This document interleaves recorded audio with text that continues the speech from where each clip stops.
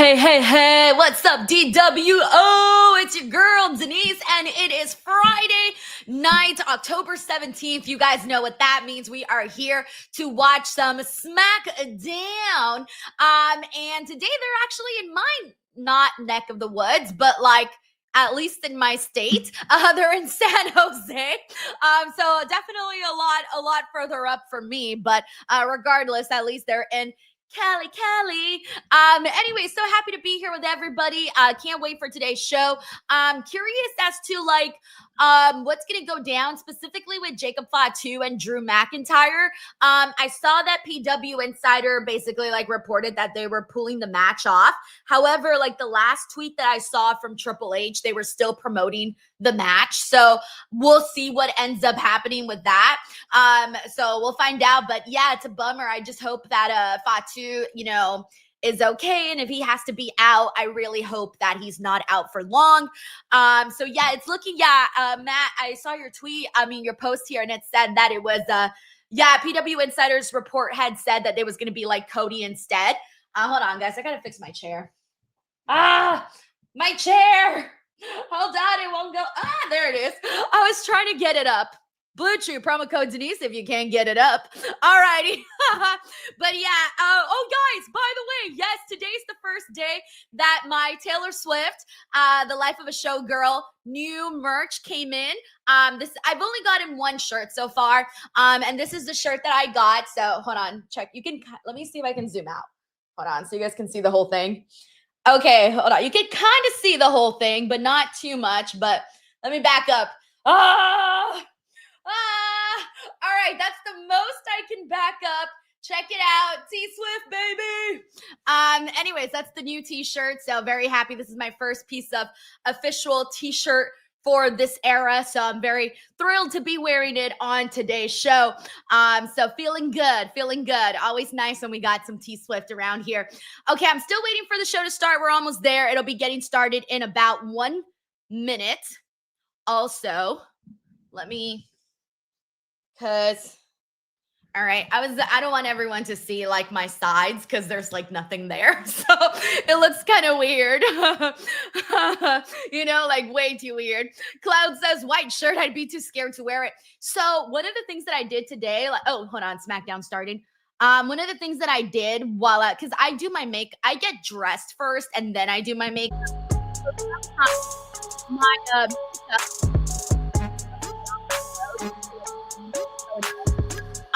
But this time what I did was I got dressed and then I put a towel over my neck area so that it wouldn't get dirty with makeup since it's a white shirt for sure. Let me get the let me lower the volume. It's a little too loud. All right, guys, audio check. Let me know how's that sounding for everybody. If that sounds okay, then we're good to go. Fucking captions, man. I always forget to turn these off. All right, there you go. So usually, yeah, you guys know the drill. I can't watch subtitles of wrestling, but I'll watch subtitles on everything else. Okay, good. Everyone's saying the audio sounds good. Thank you, Nelson. Thank you, Henry. Thank you, Daniel, Don, Eric, Mike. Thank you, Ryan. We got Ryan in here, of course.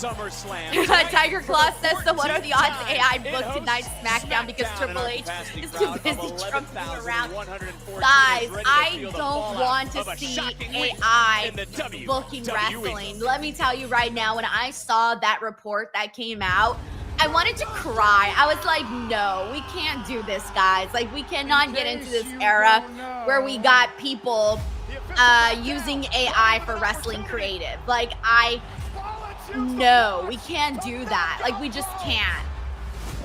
And I say that because in that case, I always thought, writers, for example, if you're a writer of any sort, whether you write TV, movies, wrestling, books, whatever you're writing, I always feel you should be creative, right? That's what makes you qualified for a writing job of any sort, is because you're creative and you're good with words. It's a skill, right? So if you're going to be using AI, you could literally hire any chump off the street to just Google wrestling storyline ideas for Monday Night Raw. enter. I mean, I can do that. You can do that. It shouldn't be that like that. It should require someone that's got like skills, you know, that can think in intriguing ways to come up with cool storylines. So it's just like wild, guys. But hopefully, I mean, it's kind of scary, but that is where our world is moving, and AI terrifies me every day. You guys have known how I felt about AI, especially when they were saying that they were gonna like have AI influencers, AI podcasters. That's terrifying. But whatever. Can AI do this? Probably. All right. That's all I can do. I'm like, there's really no skill that AI probably can't do. Oh, man. All right. Well, they do have, let me shout people out here. By the way, DJ the Mexican, thank you so much for Super Chat of the Day. And he says, hi, me and my honey bun watching you. You the best. Hey, shout out to your girl, Day Day. Seriously, I hope you guys are having a nice Friday night, a relaxing one. Hopefully you got the lights down, got the candles on, got some good food on the table, lounging with some PJs, some sweats, you know, the whole thing, the whole getup. Hopefully you guys got that mood going right now. And if not, get in that mood. Okay, I don't know what I'm saying. Day Day, thank you. We got Jared Palmer here who says we have green shirt guy, now we have white shirt girl. Hey, good evening, Denise. Hope you're well, says Jared. Jared, thank you. I feel like if I was white t-shirt girl, I would just be a member of the Death Riders. Legit, I would literally be a member of the Death Riders if I was just white t-shirt girl. Like that is the qualifications for the Death Riders. Thank you, Jared. That's so funny. Hope you're doing good, man, and feeling good. We got Brandon Rosen. He says, the baseball game is stressing me the F out. Time to switch over to some silly wrestling. Let's go, Blue Jays. Oh, Brandon. You know, sports can be very stressful, but the feeling that you get whenever your team does do well, it's a really nice high, a nice exhilarating moment.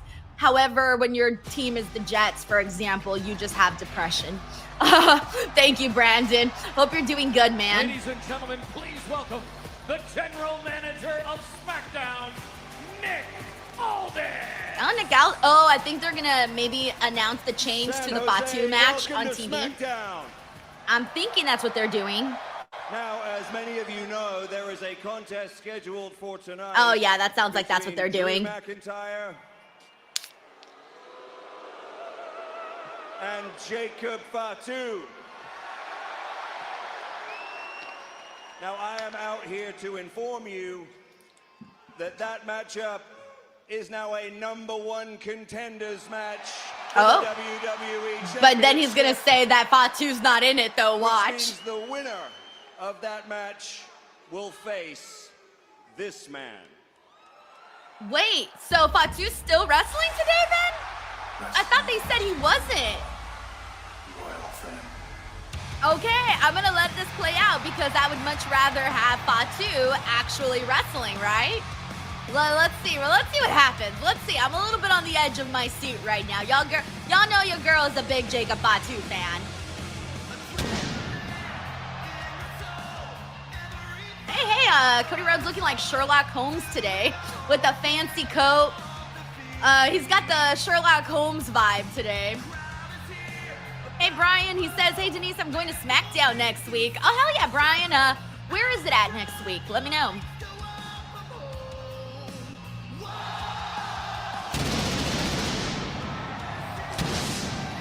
We got Don the Visionary. He says, I'm so confused about this Jacob situation, but I'm going to sit and watch too. That's what I'm telling you guys. Like, I saw the PW Insider report, and then I saw WWE still promoting the matchup, like with Jacob. And it was posted like recently, like Triple H. I think that was the quote retweet that I quote retweeted Triple H in. But I was thinking like, oh, they're probably still promoting it, and then they're gonna tell everybody like, hey, there's been a change of whatever. Because y'all know cards subject to change, wrestling rule 101. So it wouldn't be too crazy to say. Malik says, isn't your Jacob Fatu and your AI husband? Yes.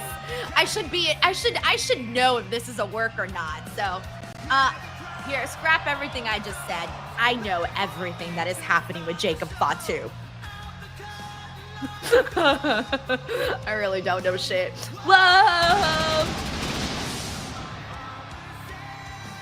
Yeah, that's probably what might happen, Ben Fossey. These years, they're probably going to write him off of the match. That probably is what's going to happen there.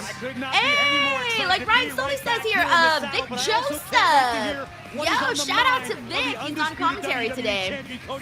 I'm happy to see that because I'm glad you're in one piece. he does really good work.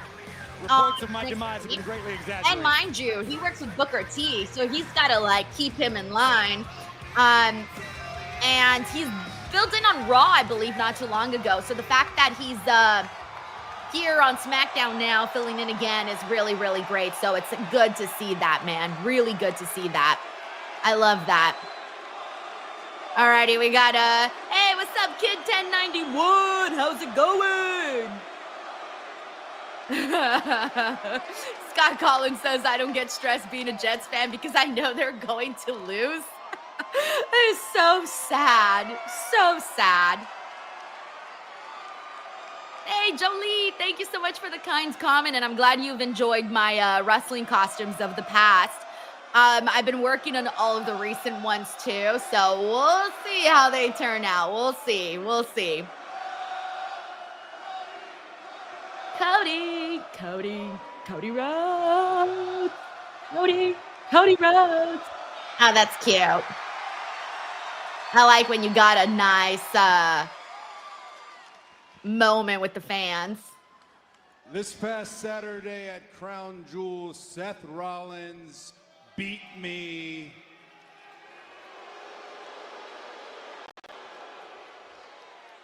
For the Crown Jewel Championship. It split him to the bone to do so. And after this dance that Seth and I have done the last few years, I feel I can say I don't think Seth Rollins and I need to be in the ring with each other ever again, but you guys know that's not how it works around here. And you don't need 20/20 vision to see that Seth has some issues of his own, issues with the bronze, issues with an oracle that is rewriting his future as we speak. Seth needs to handle his business, and I will handle SmackDown business. I mean, Cody's been handling SmackDown business for sure. That's his brand, guys. That's his brand. The business of SmackDown is being with you all here. Yeah, tonight Alan says, what if in the someone Bay randomly Area attached to Jacob watch backstage? the #1 They could do that. contenders match. They could do that.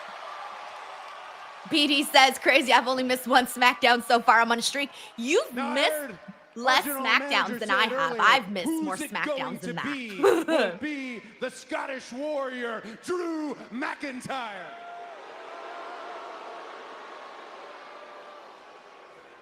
I'm scared, guys.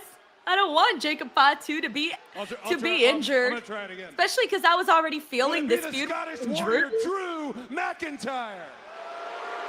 No. Okay, Drew. Actually, I'm a big Drew fan, so I can't boo Drew. Or will it be someone you are rather familiar with?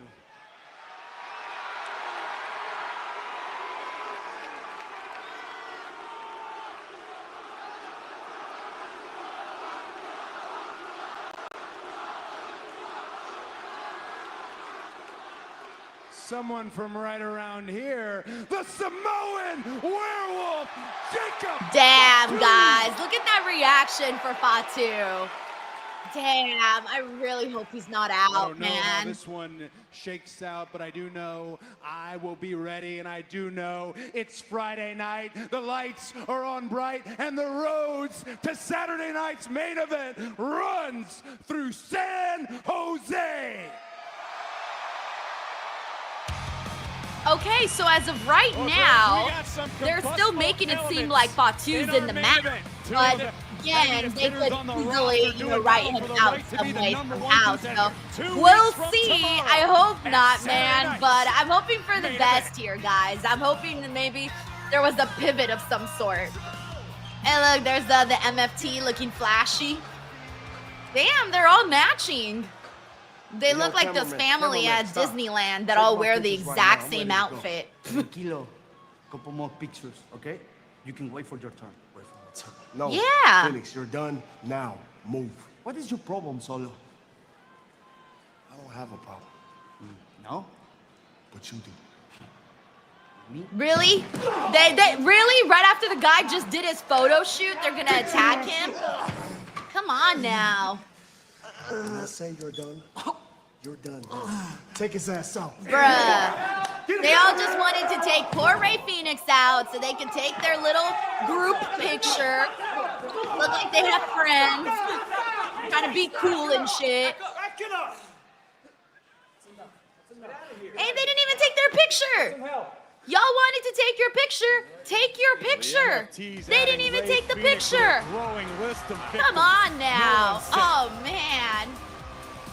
Well, our champion kicked off tonight. Alrighty, but a well, championship clash kicks off the action. Let's here see. on SmackDown. We got Charlotte up next. Are they doing a tag match or are they doing a singles match? What's happening? I didn't even look to see what was promoted for that.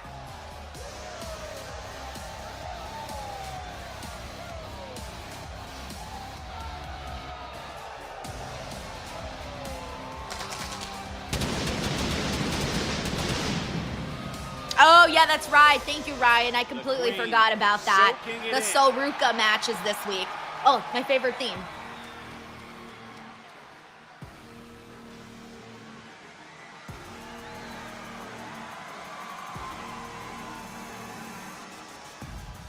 My favorite theme. It's still my favorite, guys. Like, this one for me is the theme. The intro, bro, the intro. Okay, if you love the Alexa Bliss theme, please let me know. Because I think it has the best intro of, like, a lot of the songs. That, like, dun vibe. That's the part that I like. The dun. Well, these two teams had a cordial It's conversation so last week, good. which It led to just this gets match you, presented like, by it gets RB. you in the soul and in the spirit. See, we got Brian McGee who says he likes it. Infamous DJ1 says Alexa always had banger themes. I do agree with that. Let's see what else we have here. Gio says Denise is into dubstep now. Is that what it's considered, dubstep? Matthew Landon says Denise grooving to the tunes. Hey, yo. Give me 1 second, guys. We got, let me stop the recording here that I have going on. Is louder than ever. And they're bringing the noise city to city. Brooklyn, Austin, Wilkes-Barre, Hershey, Grand Rapids, Baltimore, Tampa. Those are a lot of the upcoming dates for the shows. Alrighty, let me see what everyone here is saying. Let me go through some more comments. See what everyone's saying. Next Friday. Oh, they're all going on sale next Friday. Let's see if the tickets are affordable. All right, we got Eric Diaz that says LFG Alexa, they are more matching. Yeah, Dawn says she loves the song too. The beat to the start of it is amazing. Lewis says he prefers Alexa's previous theme more. We got, hey, what's up, Eric? Thank you so much for being here. What's up? Gomcast says, get your guitar. I haven't played with the guitar in a while. I don't like to bring it out too much because then it distracts me the whole show.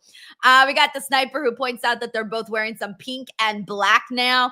Robert Matson says he likes EO theme song. Yeah, she has a good theme song too. I do like her theme song.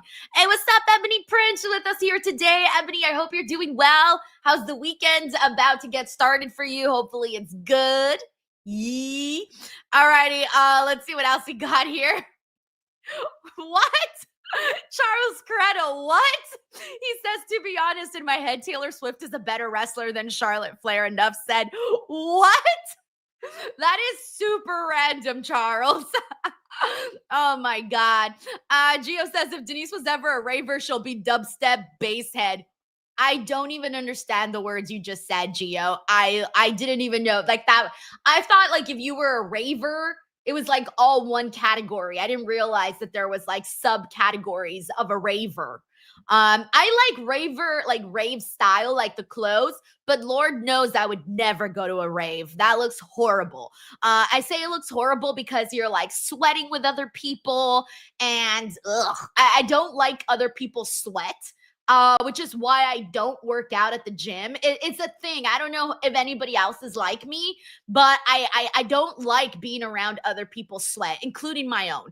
I hate it. My husband thinks it's weird, but that's why I work out at home or outside. I won't go to the gym because, like, it's a sweat. It's like it's a thing. It's like a random pet peeve of mine. I don't know why.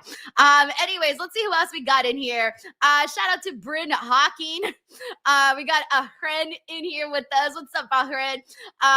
Miami Scorp, I agree with you. He says, I love that Sol and Zarya have a match on SmackDown. Luis says Kairi's theme is underrated because we hardly ever hear it. That's why. I don't feel like we hear it enough. And then it gets forgotten about. What's up to the Black Pope? Thank you for joining the stream. We also got Super Fro in here. Eric Diaz. Hey, man. Deontay Swanier says, I bought candles. I bought snacks. So now I'm watching SmackDown, CML Loud Women's Show, and Ring of Honor because I'm off for 3 days. Deontay is living the life, by the way. That right there is the life, okay? Candles, snacks, wrestling, no, not having to work, 3 days off. Deontay, live it up, man. Eric Diaz says, boo MFTs. Let me go through some more comments and see what everyone is saying here. Icy says, you don't like sweaty, smelly people? No. That's why I won't do like sports or anything. Nothing. I hate it. SmackDown and Saturday night's main event are coming. Gio says yes. Categories now. Raiders, that's crazy. That is crazy. Event tickets available now. And what's up, Daryl Keith Ford is with us. We got Austin Wright in the stream as well. Oh, maybe. Hey, we got Tracy. She says, have a great time. So jelly right now. Glad to see Tracy yesterday, which was awesome. The Patreon meet and greet. We got to see Taylor Cannon as well. Taylor, nice to have you on. We also got to see Well-Rounded Leo yesterday in the Patreon meet and greet. I love it. I love it. And what's up, Brian Armstrong is with us here. Let me catch up on the super chats here. We got Tracy here who says, I have to shout out Frank, who was there at SmackDown. Yes, guys, the homie who you guys know as infamous Raider Loco, who's very active on the chat, has been letting us know for a while that he was at going to SmackDown today in San Jose as part of an extended birthday celebration. And Jesus, moly, mother of pearl, can we talk about Sol Ruka's gear today? Zebra print with a nice pink and showing lots of bod. Graves, it's not an understatement here. This is a huge, okay, huge I love opportunity it. I love for these it. two. I love it. Zaruka's gear. I love it. From Zaruka, as they're known. She's Do giving they have me what it like takes to dethrone the reigning I don't women's even know, tag like, team champions? you don't often see that kind of print in wrestling gear. I don't feel like I often see that kind of print, and then with the pink as well. Oh, God. Hey, and Blake Monroe is watching. I did not. Please, fingers crossed, give us Blake Monroe and Soruka on SmackDown. A week from Saturday at Halloween Havoc.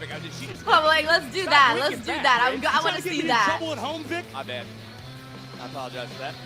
But Monroe did use her hairpin. Oh, that's right. They're doing it on Tuesday. I'm so stupid. Yeah, sorry, guys. My brain is like, I was like, wait, are they already doing that? Duh.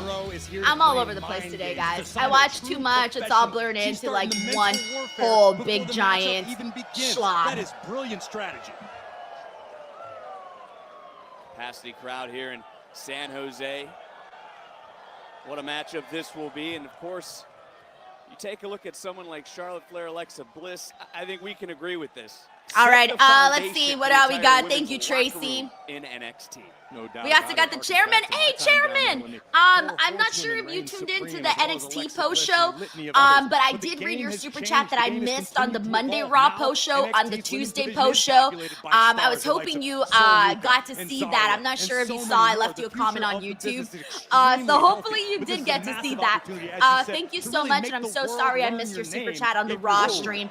But he also says, "Hey, Denise, join the channel this week. Who do you think opens up Monday Night Raw?" Dude, it's gotta be Braun Breaker, and it's gotta be the new version of a the title holder Vision. 3 I'm not at sure if one they're still time. calling. That's I don't since think The they're calling Miz in themselves the Vision 2010. You anymore. even have to be impressed. But Being they current got double to, champion. they got to do, they got to have it, Braun Breaker, Bronson, and Paul. Right around, They got to shoulders kick out off for a Monday moment, Night roll Raw. through. Nice Considering kick what there they from did, Ruka, connecting. they got to get it going. And hopefully they cut a better promo than what we've been seeing the last couple of weeks. But yeah, man, I feel like the way that we ended, that should be like the first person we see, because it was such a great ending to Monday Night Raw. Chairman, thank you so much for your generous super chat on Monday as well as today, since I didn't get to thank you for Monday's super chat as well. Thank you so much, man. Also, fellow Busted Open Nation member, the chairman. When you really look at it on paper, the champions truly have every advantage. Well, certainly it boils down to chemistry. And Tracy says MSK, Dark State, MFTs, and Death Riders. So you got, out of all of those, gold being worn by Flair and Bliss. I have to go with the MFTs. I don't know why, because I like Jeff Cobb. JC Mateo, I like him. No, you know what? I take my answer back. No, I take my answer back. I'll have to go with MSK. Sorry. I was thinking here for a bit. No. I do like Claudio and Pat and the Death Riders, but I don't want to say the Death Riders, though. Ooh, that's tough, bro. That's tough. Ugh. Like, ugh. I'm like thinking about it and I'm like, ugh. There's too many like little things that I don't like. But I do like Pac and Claudio was a Death glimpse Riders. at just the If that counts for anything. Thank you, Tracy. Game-changing strength. Guys, Frank, what are you doing here? Is walking he's supposed to be having fun. And SmackDown, he says, what's up, DW leader? Lil Man and me are ready for SmackDown. Alexa's our girl. So happy to see her first. And Cody, that Fatu and Drew match will be great. Have a great watch along. Hope you love the show. Like us, still hoping for Tiffy. Dude, shout out to Frank for still coming in here, dropping a super chat, even though he's out there having a kick-ass time watching SmackDown. We were just thinking about you. We were just talking about you. So thank you so much, bro, for like still coming in here and showing some love and some support on the stream. And hope you and Lil Man have some fun today. And live it up. Enjoy the show, bro. Enjoy the show. Right now. Just oh my God! Also, Zarya is like manhandling, woman handling Alexa Bliss right now.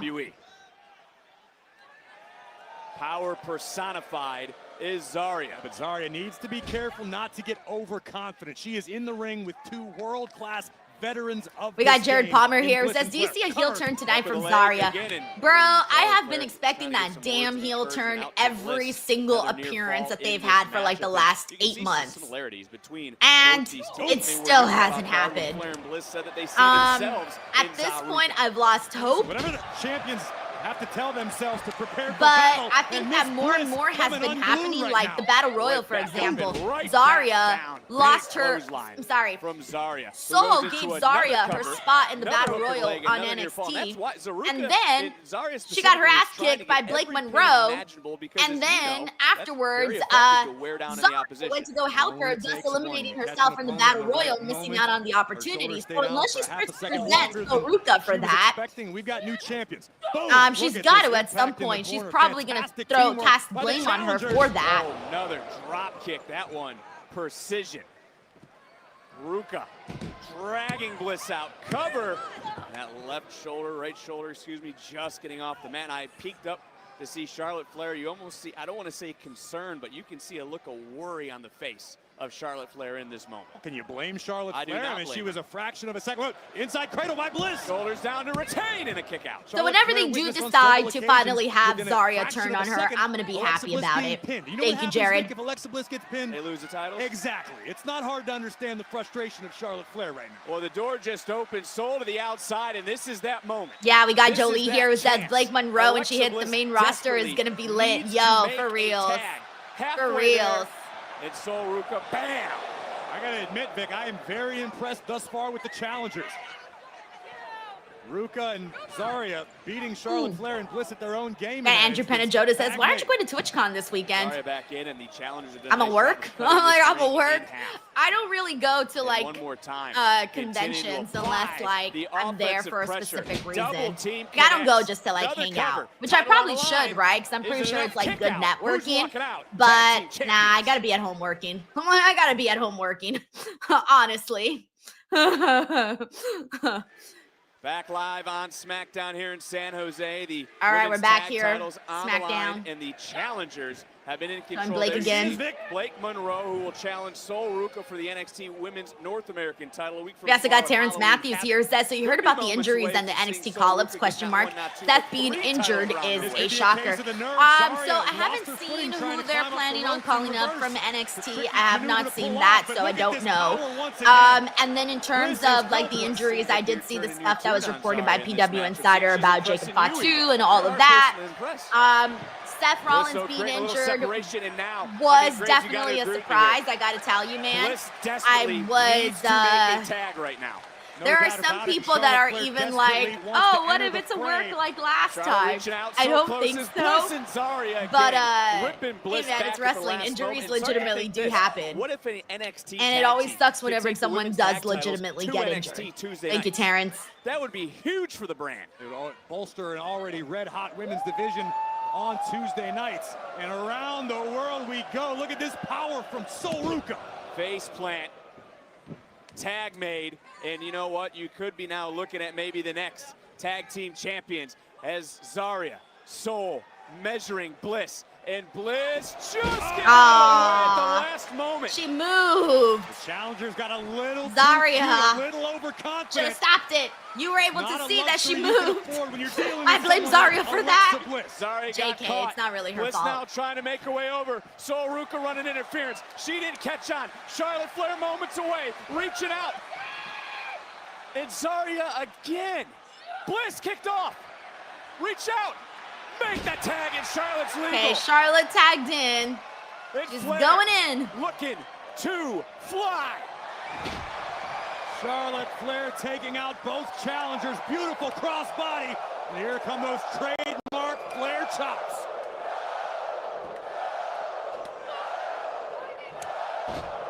Capacity crowd here in San Jose becoming unglued.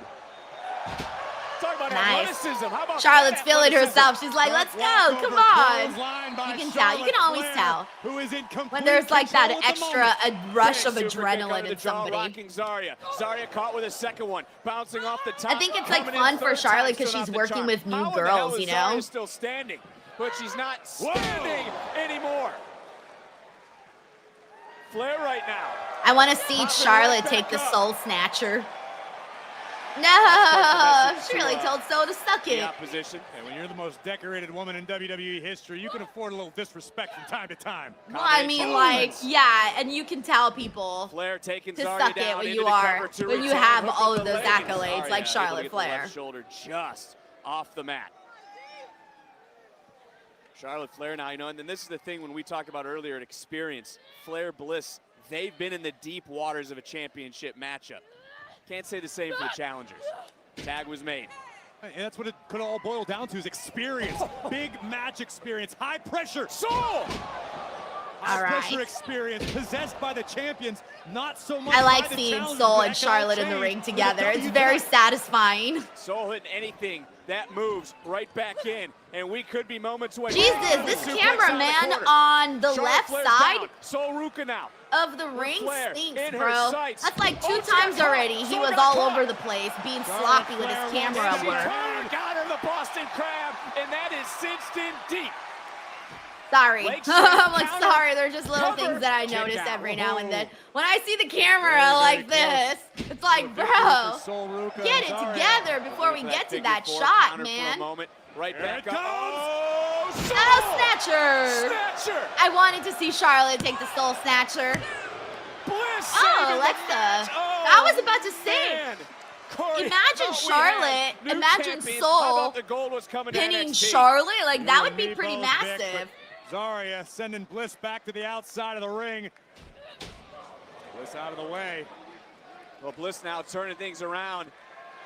And almost in a big way, but Zarya. Zarya stopped it. She's going to swing her. Yep, swung her. Ouch. Swinging Alexa like a Louisville slugger. But a boot from Charlotte Flair. Flair now checking on her partner, her BFF. Let's not go that far, Vic. They're frenemies. Okay, there goes Salt. Oh, she's going to do the Salt Catcher from there, And I think Charlotte once I saw her like running, I was like, oh shit, she's going for it. She's going for it. Oh, that was cool. That was cool. Okay, now she's going to have a Blake confrontation. Keep your eye on the ball. I love it. The blondes fighting each other. Oh, Charlotte. Brilliant. Blake Monroe causing a distraction. You are dealing with Charlotte Flair. Yeah, I also can't wait till we see like Charlotte and Blake Monroe. Like that's gonna be sick whenever that happens. Bliss, I mean, that's the killer instinct that has made them world champions time and time again. No doubt about it. Here comes a she's about to defeat her. Yeah, she's gonna tap there. Yeah, that's it.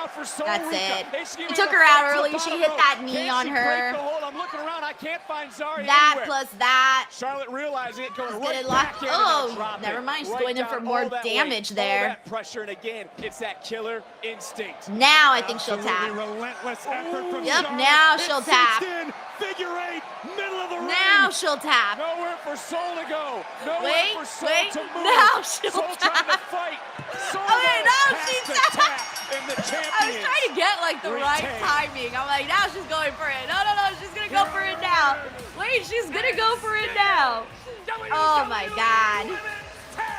That's funny. That was fun. There were some good moments in that. I take nothing away from the challengers who brought their best here tonight, if not for Blake Monroe. No reason to hang your head if you're so. Alrighty, let me see what everyone's saying in here. We got Stephen Marchuli, who I also got to see yesterday on the Patreon meet and greet, says if Stephanie versus Rhea happens, it is bigger than Bianca Jade. Right now, yeah. Right now, because Rhea's just ridiculously popular, and so is Stephanie. Their star power has kind of gotten way up there, higher than Bianca and Jade currently are. Thank you, Steven. We got Jared Palmer here who says we waited almost 18 months for the Randy turn. Yo, bro, since like the second Cody Rhodes came back to WWE, people have been asking him about like Randy and shit. You know, and when that was really gonna kick off. Thank you, Jared. We also got Day Day the Mexican who says we got takeout, been listening to the show and gonna take your advice and get comfortable at home in a minute. # Death Riders. Okay, there's the Jacob Fatu and Cody. Welcome to the Yay area. Get it, represent. Jose. Welcome to the Shark Tank, baby. Hey, when I'm finished, is that Drew walking all the way in the back? To Oakland, to San Francisco. I think it might be. On the Bay Bridge. I think. I'm gonna show you pretty far, so. The real meaning of Ghost Ride the Whip. And you will know Jacob Fatu is all gas, no brakes with it. Yada I mean? Yada I mean, shake on it. Okay. You're right. Oh, and now he's not there anymore. Where did he go? He disappeared. I do not know. But in moments, we'll hear from Alistair Alrighty, Black and thank you Zelina so Vega much, away from Day the Day, pole and yes, line. get Last comfortable man and enjoy standing yourselves. against Thank you, Damian Day Day. Priest. Next. All right, guys, give me 1 second. I just got to start a new recording on my stream here. Multitasking at the moment. Gonna mute the commercials. Let's see what we got. Oh, so let me know what everyone's weekend plans are, man. Who's watching Wrestle Dream this weekend? It's been nonstop wrestling shows every weekend as of late, so we've had a lot like going on. But also we do got a super chat here from Matt Reichel, who says got tenders, mac and cheese and greens after work, here for a great weekend of great Patreon pod with Reg and interview with Jamie Hayter. Thank you, dude. That interview with Jamie is doing really well right now. So if you guys haven't seen it yet, please go watch it whenever you do have some time, just so that we can get even more views. And then also, if you did like the interview, feel free to hype it up. So not sure if I've mentioned this before. I think I have only one time.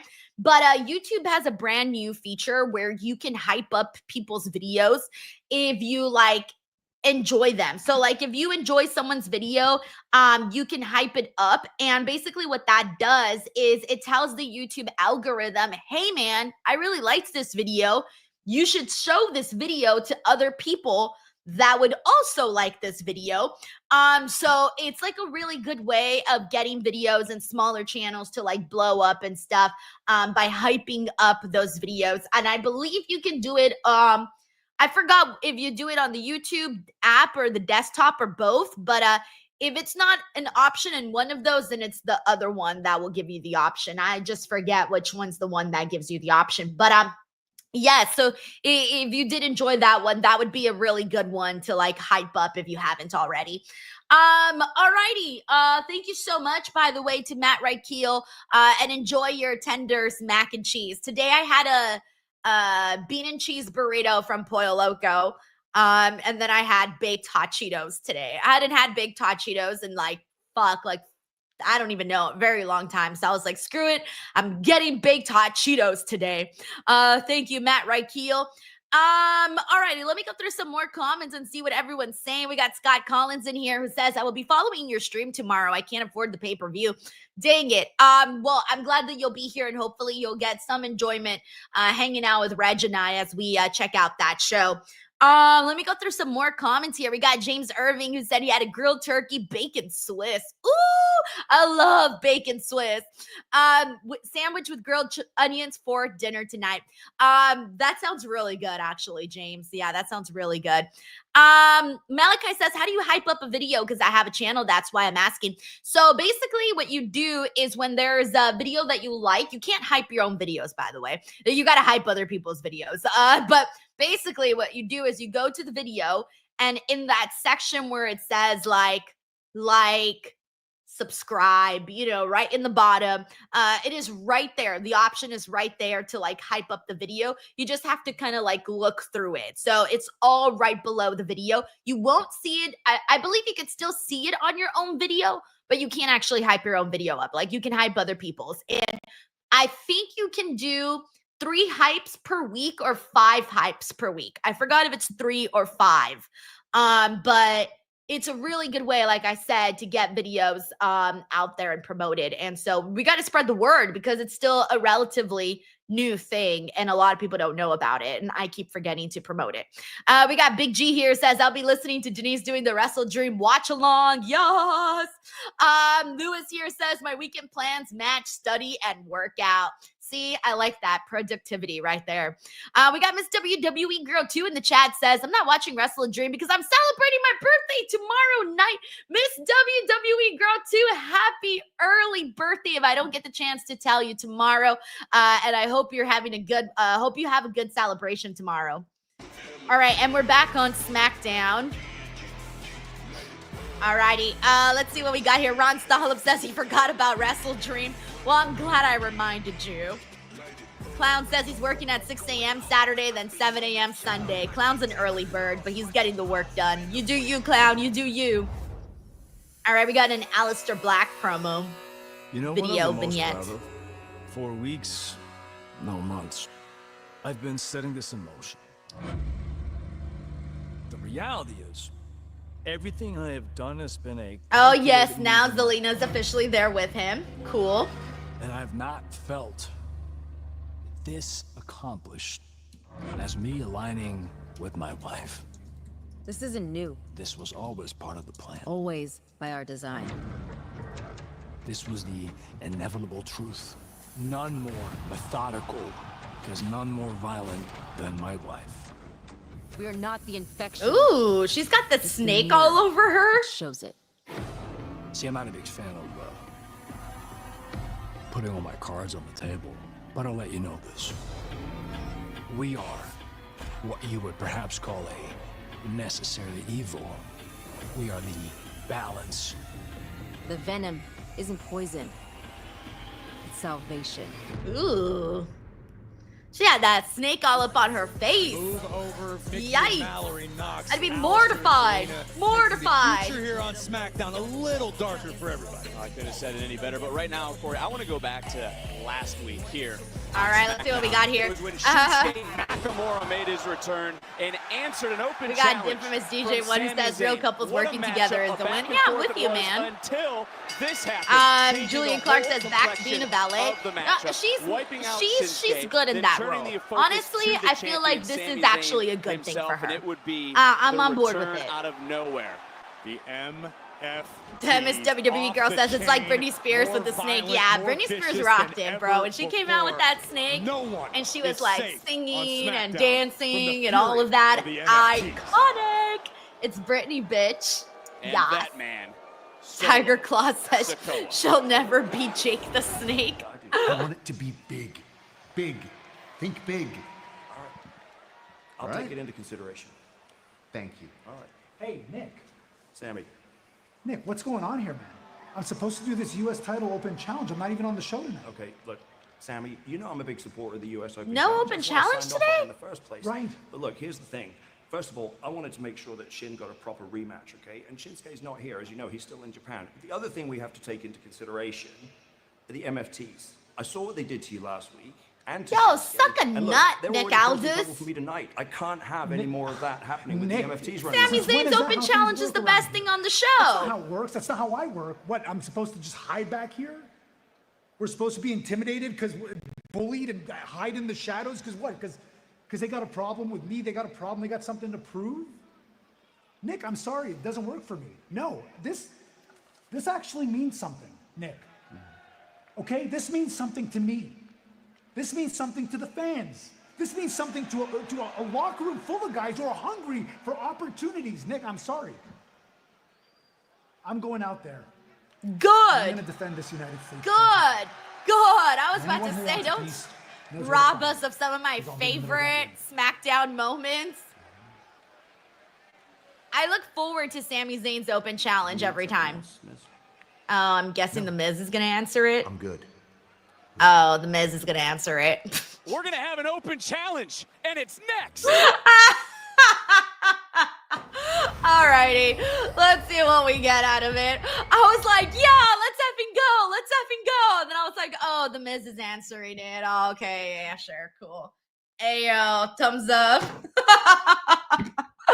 Oh my God. Ray Spears says he's gonna lose it now. Not to The Miz, bro. No, we can't do that. Come on now. Come on now.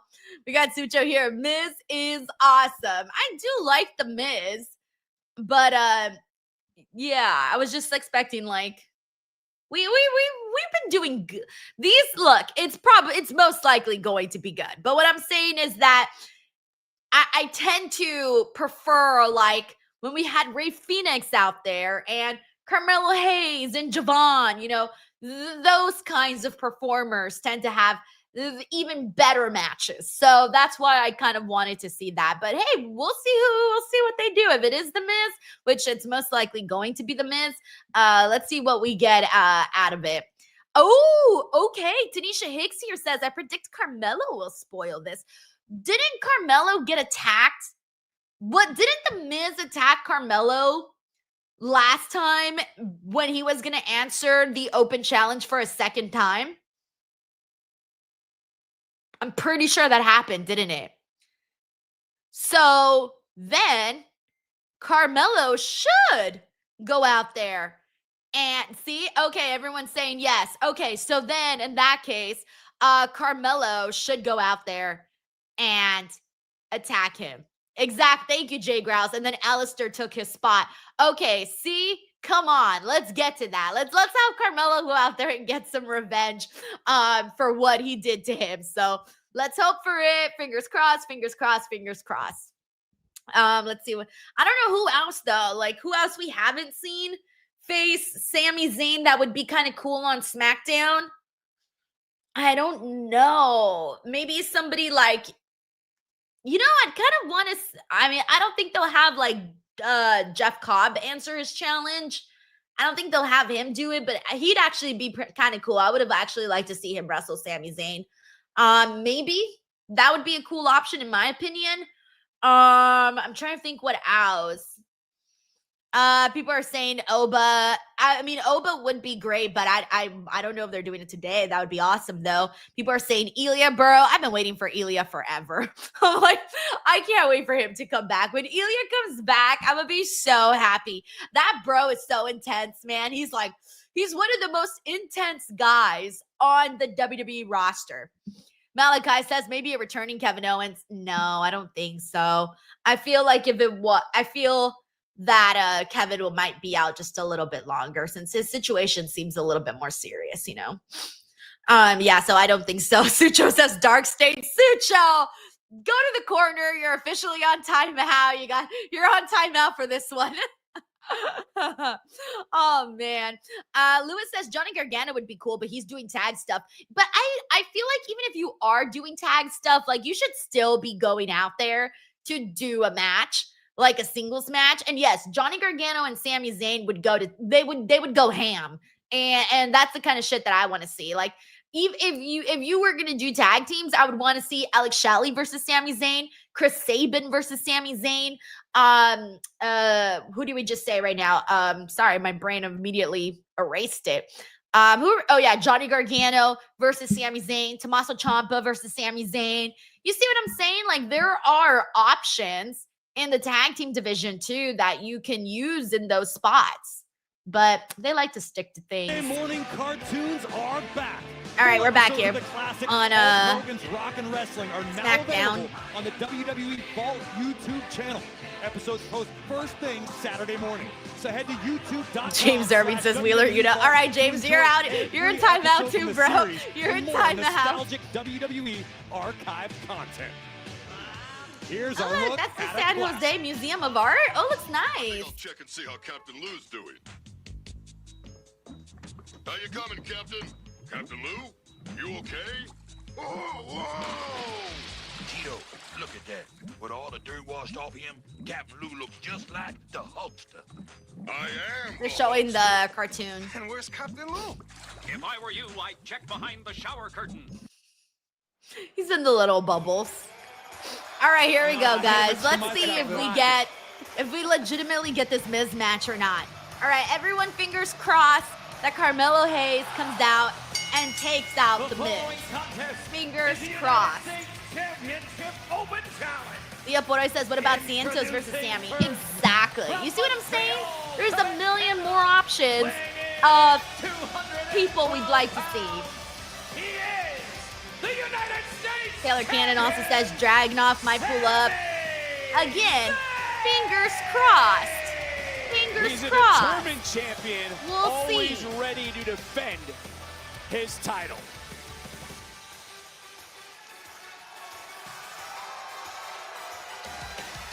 We're going to follow in the footsteps of the great John Cena. Oh, wait. I think I forgot to sing Let's Go. I'm like, oh, wait, I don't remember if I sang Let's Go or not. You heard Sami Zayn talking to our general manager, Nick Aldis. He couldn't be more clear. He didn't care what happened last week, what happened yesterday in the airport. He wanted to defend his title for everyone here tonight and everyone watching at home. Sami Zayn takes great pride in the United States Championship and any championship he has ever held throughout his career. Sami wants to be a representative of the WWE Universe and is all right, fingers crossed. Come on, guys, fingers crossed. What's most important to him? Carmelo takes out the Miz. Come on. If we all unite and cross our fingers, it might happen. Carmelo attacks the Miz. Carmelo attacks the Miz. Carmelo attacks the Miz. I'm manifesting. Come on. Carmelo attacks the Miz. Carmelo attacks the Miz. Okay, he's talking.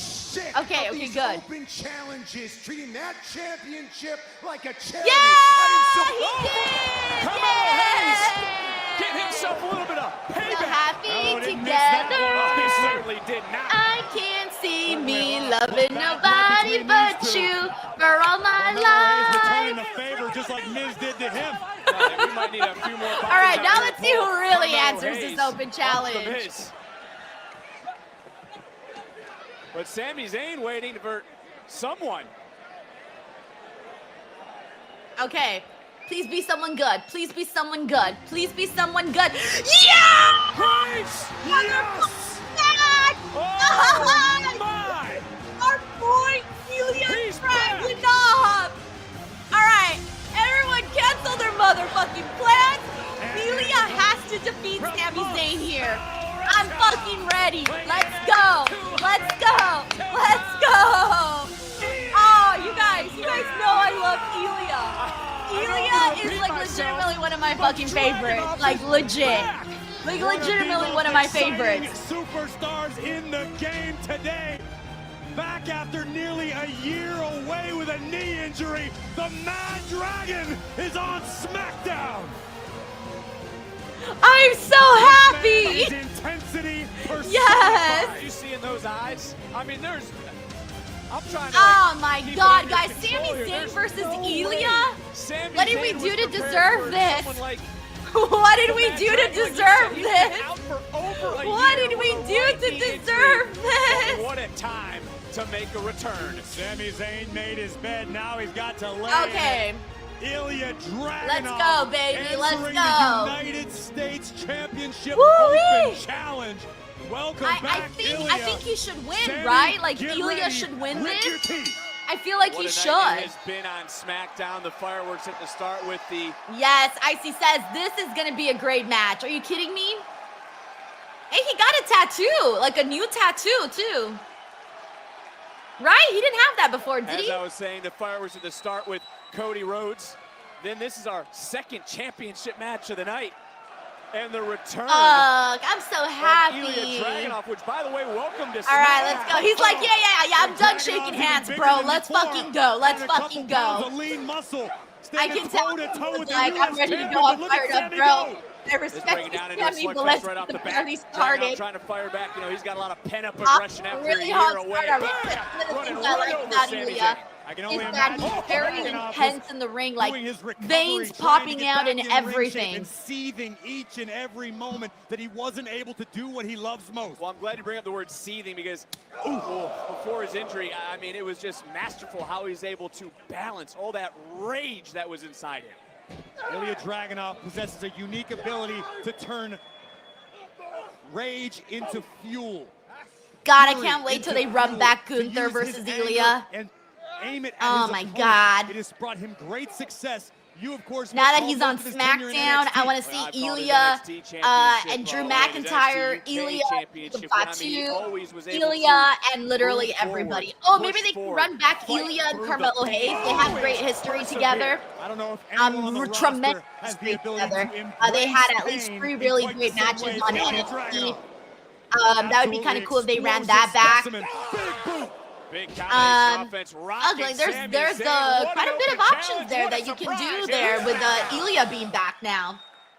We got Alonzo here who says he's in incredible shape. Dude, yeah, he's looking more like bulkier. Or maybe I haven't seen him since we haven't seen him in such a long time. But I think before he was he looks more muscular now, you know, which is obviously gonna help with the look, you know, with the vibe. We got Eggsy Trek Jedi who says Ilya is a machine. I agree. Mike Centeni here says he looking yoked. And look, this is a man who we've like this is somebody like when Ilya was on Monday Night Raw and he'd gotten called up, Triple H was using him like a good amount, guys. If you recall, he was on Raw having a match with somebody like every single week. They recognized that bro was hyped and good and talented. And I really thought that they had some really big plans there for Ilya. And I think had he not gotten injured, I do think they would have pulled through with those plans. Like, I do think Ilya would have been like, you know, Intercontinental Champion or something like that. Had he not gotten injured. But now he's back. Now he's just got to remind people, and this is a really great way to remind people in a match with Sami Zayn.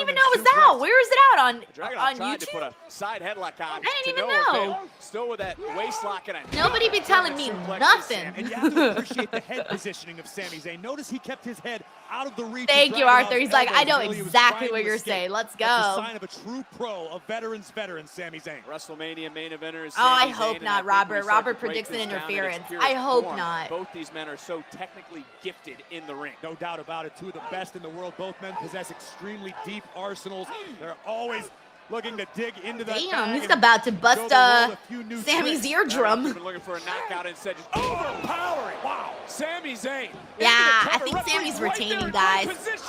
Only because Ilya's been super dominant in this match. If Ilya had the It wherewithal makes to me hook feel the like leg, this might have been makes me it. feel like Lifting Sammy's Sami retaining. up before driving the champion down spine. Oh yeah, that's true. He Eric Diaz very has no nearly had a new MFTs. United I hope States not. champion. This has been They better high mind their impact business. offense. And again, Sami Zayn had no way to know who his opponent would be with this open challenge. It was Ilya Dragunov, who now is perched up top. Looking for this, had to roll through, was looking for the senton. Sami Zayn sends it, charging in, got caught, and bam! Michinoku driver! Two. Yeah, okay. I was like, all right. I'm not ready yet, guys. I'm not ready for this match to end. Please. Don't do me dirty like that yet. Give me at least like, they give us at least 5, 6-ish more minutes in this. I'm going to be vibing for the rest of the night. An hour if he has to. Does Dragunov have that much fuel in the tank tonight? And the one thing we haven't talked about for Ilya Dragunov is how difficult is it to return from a knee injury, let alone your first match being in there against someone the caliber of Sami Zayn. Ordinarily, I would agree with you, Vic, but when it comes to Ilya Dragunov, there ain't a damn thing about this man that's ordinary. Dragunov, borderline superhuman when it comes to his physical abilities. You can feel the tension in the air here. Oh, God.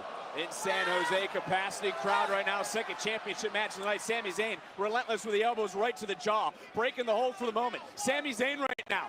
Now on the ring apron. Hardest part of the ring. No. Oh. All right. I was about to say, bruh, he's about to kill Ilya. Fall for Dragunov. But United States thankfully Championship is on the line. Ilya. Well, his shoulder though went like right up against the rope though, so that looks kind of nasty. But at least his head didn't hit the ring apron, because that's what I was like, ooh, if his head would have hit the ring apron, I would have been like, oh shit. You know? Is on the line, the official. Charles Robinson. In the meantime, let me see what we got here. We're on a commercial break. We got Uncle Donk here who says, if Creative really planning to give Sami the world title, he can lose it to Dragunov and have Melo versus Dragunov for the IC title. I mean, they can. They 100% can do that, Uncle Donk. I have a feeling they will run back Carmelo and Ilya. Especially since it's been such a long time since we've seen it. A very long time. So why not? Plus, there's a lot of people that haven't seen it. If they didn't watch NXT, maybe they missed out. So it might be new to a lot of people. It might be fresh to a lot of the SmackDown audience. Thank you, Uncle Donk. All right, now Sami's starting to get some momentum. We're starting to see the tide turn in this matchup. I mean, you're right. You know, for Ilya Dragunov, also, Mike Parker, the homie's in here. What's up, Mike?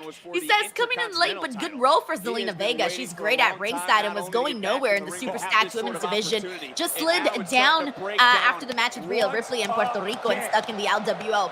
Mike, you said everything that I was thinking in this comment here.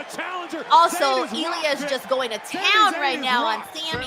I know some of you guys are on commercial break, so he got him with a shit ton. Bro, they're really doing this in the commercials? Damn! We got him with a bunch of chops first, then a headbutt, and then Sami fired back. Oh shit, bro! They were going to town there. Wow! Ilya Dragunov, who has been starving for a year, could taste the United States title in that near fall, but Sami Zayn refusing. Okay. So yeah, Mike Parker, literally, that's exactly what I was thinking. I was thinking the exact same thing. I feel like coming off of Zelina's reign as United States champion, I feel that there are, you know, there are more people that are a little bit more elevated on that division. So I feel like her strengths right now seem to be a little bit more with going back to that role where she's talking and showing her fiery side. That's a little bit of what I think might just work more for Zelina at the moment. So Mike, copy and paste exactly what you said is how I'm feeling about that. Thank you, Mike. And then Ilya Dragunov, generous super chat and a really great point. Making the return, and there it is again. Just that look in the eyes, and if you're asking Sami Zayn to punch you in the mouth, Sami Zayn's gonna punch you in the mouth.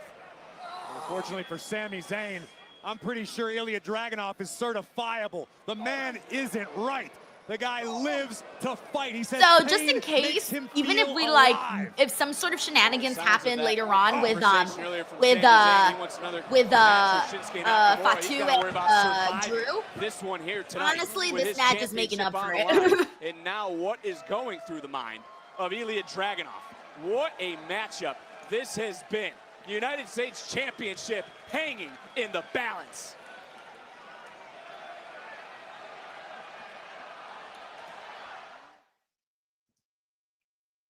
All right, we're back. They were tearing it up, by the way, during the commercial break. Back on Smackdown, we are live. United States I was like, yo, they're going to town. These two have just been beating the hell out of one another. Zayn's down, Graves, looking for the send. He got it. All of it. Two. Yo, man, they're going to town. Zayn, we're talking about. How? Graves, go back to some of the action during the break. This was unmitigated brutality from both competitors. It has been now they're showing, okay, that bit that you guys just saw right now, that's what was going down in the commercials. Exclamation point. He was just like, chopping him down like a freaking tree, bro. Reminding the world why he is who he is.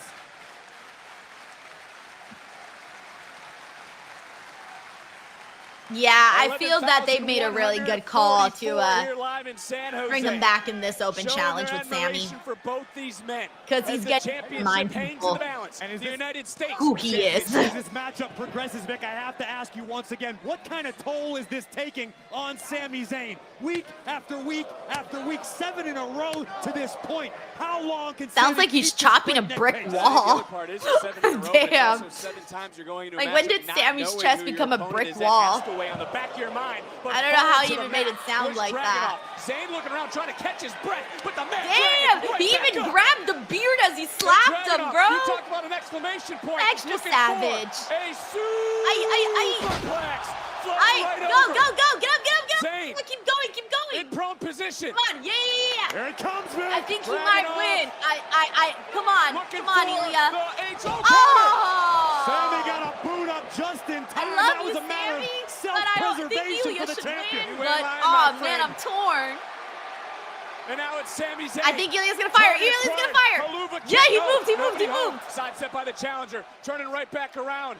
And look at the strength. How does he have this much strength dragging off this late in the match? That's Floats over into the cover. And all right.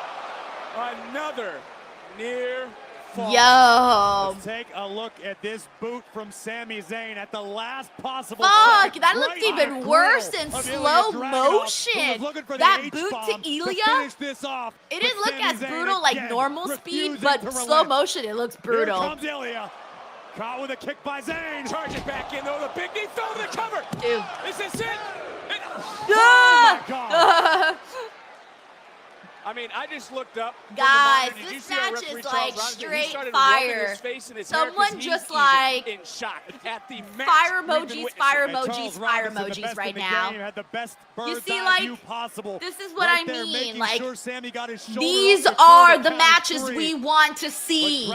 You know, this is it right here. This is the shit we want to see. Oh, fuck, did he get him in the balls? It looked like he got him in the balls. Another chop, third one did. I was like, damn, bro, you went a little too low there. The blue thunder bomb countered, ducking the clothesline. Turning Sami Zayn inside out. Fucking Ilya, man. Fucking Ilya. He's hyped as fuck right now. Of the challenger. The Mad Dragon. I'm so happy. Looking to go scorched earth. Torpedo. Oh, that's it. Oh, no, Ilya. Pulling up a prone challenger. Boom. Thunder bomb.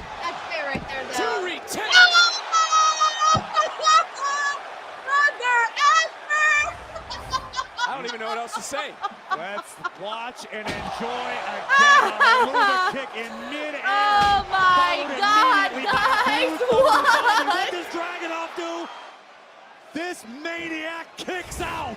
Sami Zayn even thought this was over. He had his hand held high. Bitch, I'm crying right now. My eyes have like water in them. I'm so happy Ilya's I back. think Dragunov's body might have just told him that's enough.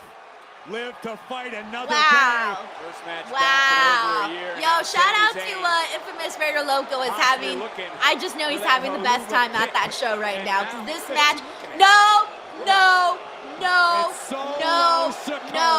Get out of here. Leave right now. Do not fuck up this match. Do not fuck up this match, I tell you. Do not. Took his eye off the ball and cut. Exploder. Okay. That's the prelude to the end. The United States champion lining it up. Oh! Go, Ilya, go! Right back up. Get up, Ilya, go! That's it. It's over. It's over. 1, 2, 3, and you're best champion, guys. That was the right fucking call. An amazing matchup. Your boy is back. Ilya fucking Dragunov reminded everyone he's that guy. I know I've He's said it. that guy. Wow. What Graves. I gotta like, ugh. A match. Oh my God. Say it 20 more times. You'll get no I'm so happy right now. I'm so happy. Played a hand in the outcome.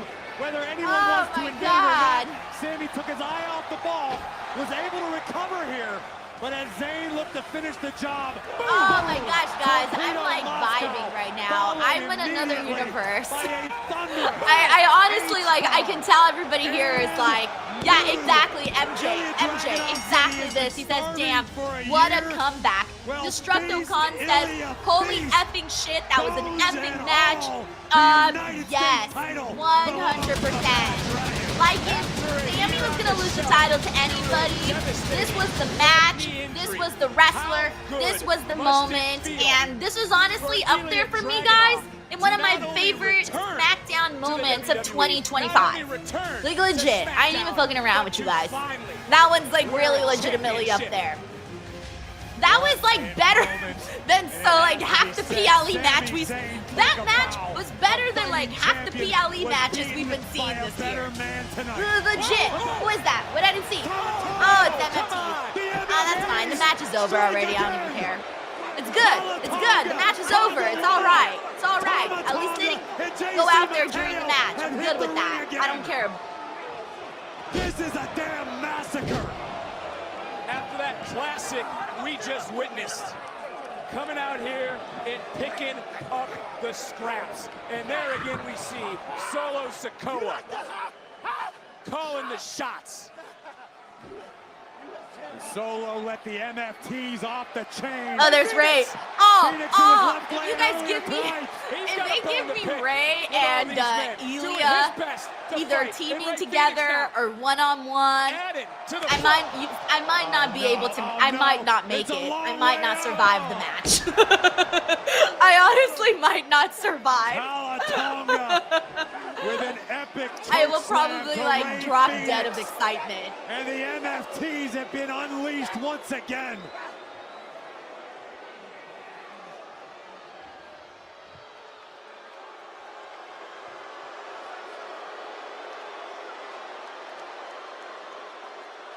Did you all forget? I said, did you all forget? Let me remind you then. MFT's run SmackDown. Do you though, really? You guys were like gone for like quite a bit. They are going to get back everything that my family has lost, and I will make my family tree champions again. Bruh, every time I hear my family tree, it just sounds like a school project. Oh no, the lights are off. Wyatt 6, I imagine? Yeah, Wyatt 6, okay. Y'all know I get PTSD when the lights go down. I start getting nervous. And not the good And kind. ye shall find. Knock, and the door will be opened. But are you prepared for what's waiting on the other side? Get their asses. I like this because it's putting me in the Halloween mood. Look at Solo. Look at Solo's face. He's like, yeah, what are they gonna do? They're about to knock your lights out. Okay, hopefully they go, brawl, go, brawl, go, brawl. Don't just stare at each other. Let's get physical, physical. I wanna get physical. Da, da, da, na, na, na. All right, let's get physical. Come on, go. Yeah, see? Nikki knows what I'm talking about. She's ready to go.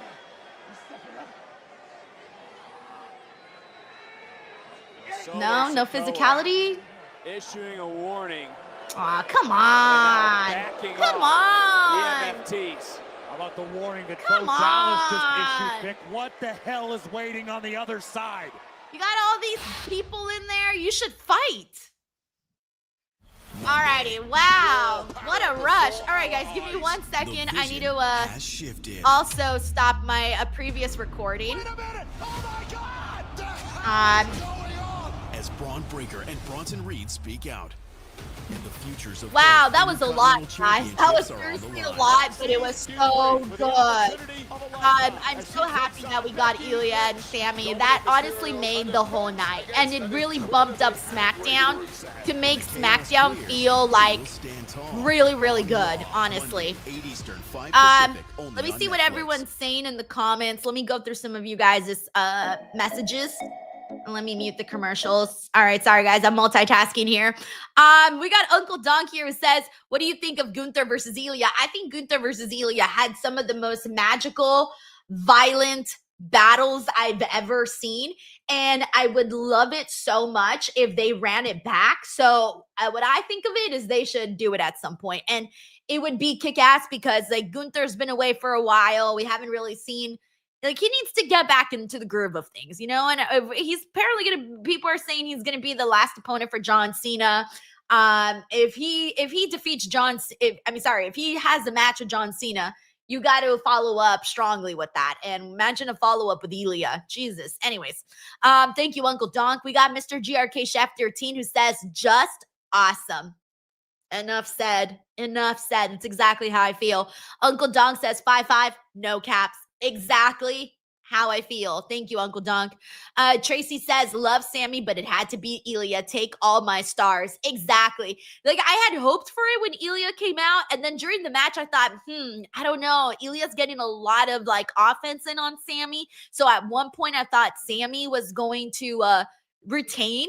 But then, I think it was, like, one of the moments when, like, Sammy kicked out. No, Ilya kicked out when I thought, okay, no, you know what? I do think Ilya is going to take this after all. What I also liked is that lately, or for a while now, we've gotten used to a certain type of match length in WWE, and we've gotten used to them not necessarily always turning the knob all the way at a matchup. Like, have you ever seen, and this, I'm sure you guys will say yes, but when you see two wrestlers that are going to wrestle each other on Raw or SmackDown, and you're like, oh man, that has the potential to be really good, but then the match actually turns out, and they don't turn the knob all the way of what you know that they can go, you know? They'll go to like a 5 out of 10 instead of going, you know, an 8 out of 10, right? They don't go all the way because that's usually what they do in PLEs. They save that stuff for PLEs, right? And so we've kind of gotten accustomed to that in WWE. And that's been one of my like pet peeves for a long time, is that when I know certain people can really go, but I know we're not going to get it on Raw and SmackDown.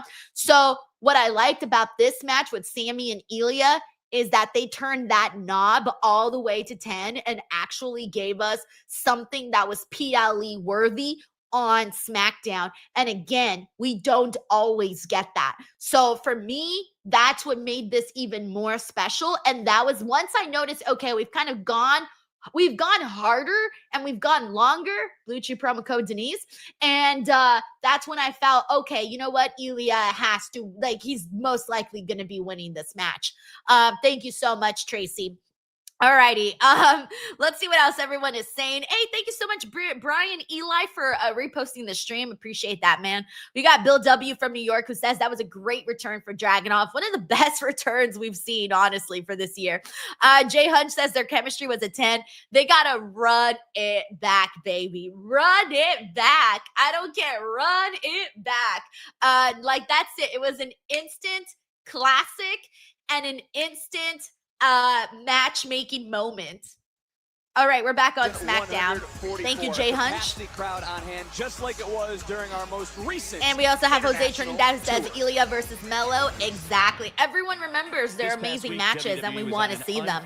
We want to see them. Started in Perth, Australia, for a total combined 3-day attendance. We got Black Pope here who says Julia should also have an open challenge. Yeah, they're not doing nearly as good right now with Julia. They should be doing way more with her. We got Lewis here. I literally said this. Yeah, he said, honestly, that match was better than 90% of WWE PLE matches this year. Look, you ain't lying, bro. You ain't lying. I don't know what the percentage is, but you ain't lying, though. Also, hey, what's up, Ashton Marcado? He says, awesome. I love pro wrestling. Let's see what else we got here. We got Joe Lee who says I was not expecting Sami Zayn to lose. We got M. Durrett in the chat. What's up? He says, I'd like to see Ilya versus Aleister Black. Yes. With Aleister's hard-hitting kicks that he does. Oh, that would be fun. Are you kidding me? That would be fun. Sid Stalker says SmackDown coming with the SmackDown tonight. SmackDown's actually laying the SmackDown tonight. So thank you so much to Tracy who says, I agree with Uncle Donk, MFTs need a female. Who? But it would have to be someone that would fall into the bloodline, right? Naomi's not there. Tamina, I think Tamina's done already. So who else is there that could be part of that? Hard to believe. Tiffany Stratton just I'm thinking, hold on. Slow thinker. Oh, the only person is the, oh yeah, someone brought up Nia Jax. Nia. Now these two are battling it out on the grand stage. I don't know. That's literally the only name people are giving. Ava, yeah, I'm Durrett Ava, but Ava's got a whole other gig going on, right? So I guess Nia is the only one I can think of. Like, legit. Thank you, Tracy. Oh, man. I'm feeling good. I feel like just laying down and doing this now. Just chilling. I'm just chilling now.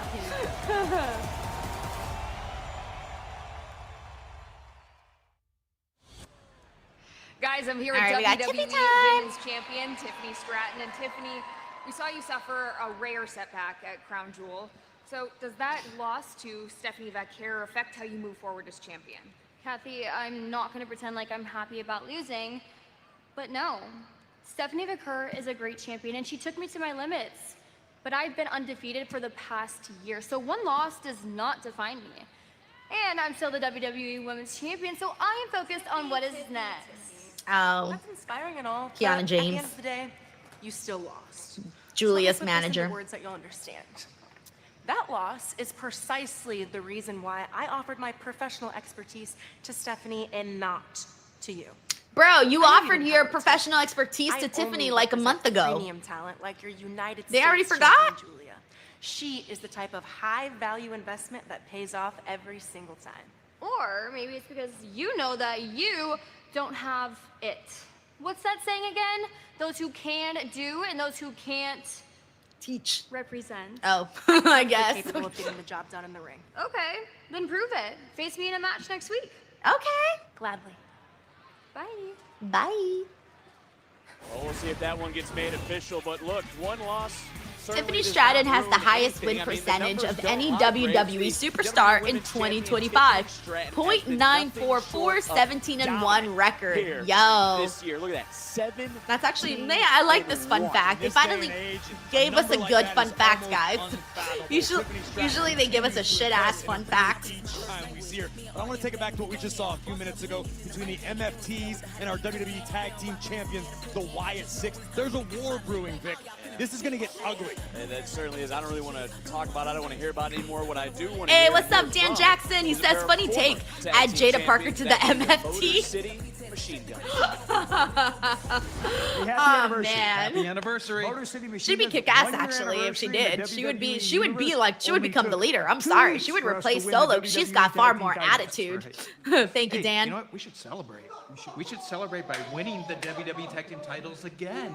We can do that. Oh, wow. Angel Garza and Umberto. They haven't forgotten about them yet. WWE. The only thing I remember from these guys, how they started. You guys were like a Ferrari.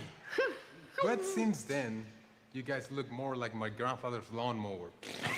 Oh my gosh. I mean, some of the buzz has gone down, yeah. Car, lawnmower, not a car. Hey, since you're funny guys, I got a joke for you. Do you remember who we beat in that debut match? Do you guys remember? Los caballeros no tenemos memoria.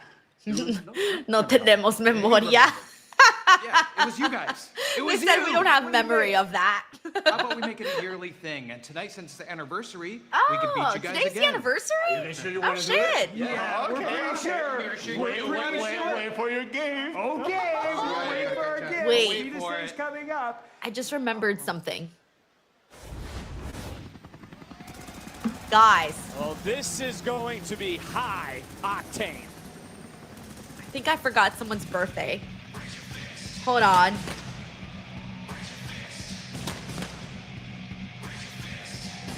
Oh no, I'm asking. I think I forgot to wish somebody a happy birthday.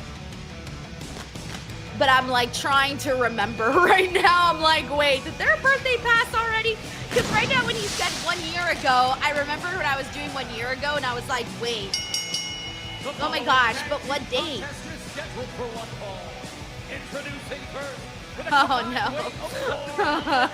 M. Durant says mine, Denise. You forgot mine.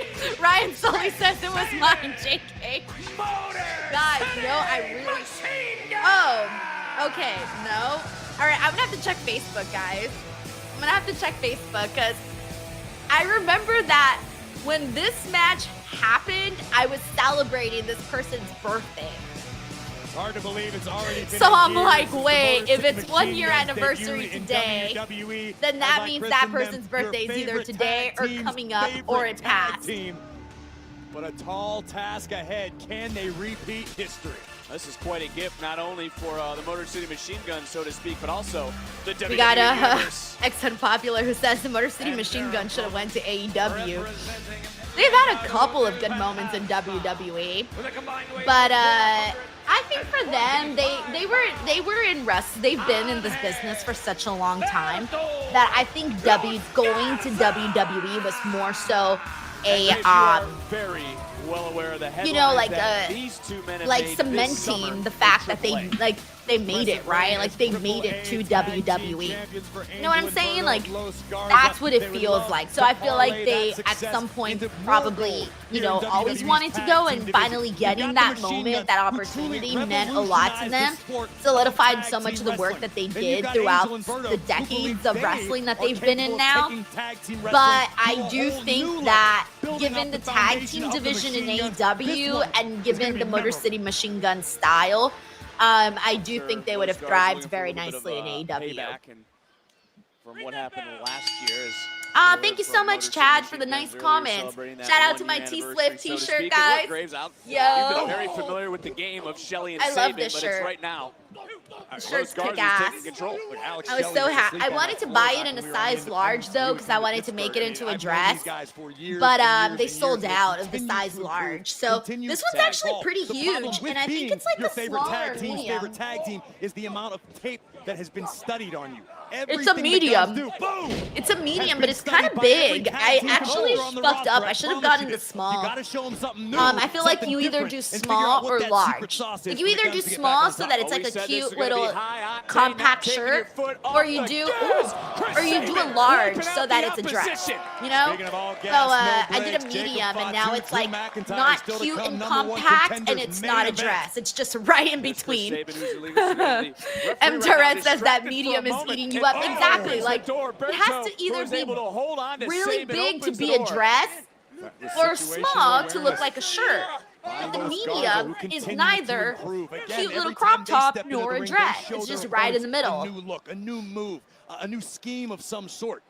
And you have to think the success in AAA has almost reignited their own inner So belief in that's themselves. the story behind the shirt. No doubt about it. I think that may have been the best possible thing for Los Garza in their Hey, what's up, careers Moopy recently. Moops? Thank you so much for tuning into the stream, man. We also got Alexander in here. What's up, Alexander? We also got Fabian Valdez. What's up? We got infamous DJ1 in here with us. Hey, Bob Ross Jr. is in the building. Hey, Bob. He says Julia's in the Japan tour, so that's why she's not there. Oh, good to know, Bob. I mean, either way, if she was or wasn't there, they probably weren't going to be using her, so they'll probably just have her stand in the background or something, even though she's a champion. Crazy.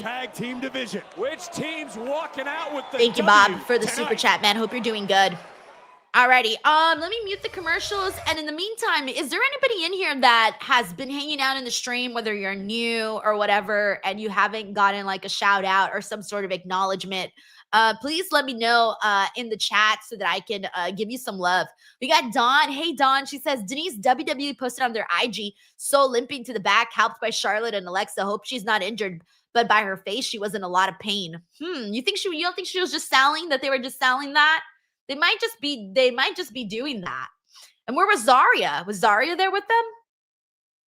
Interesting. Thank you, Dawn, for letting me know. I haven't seen that.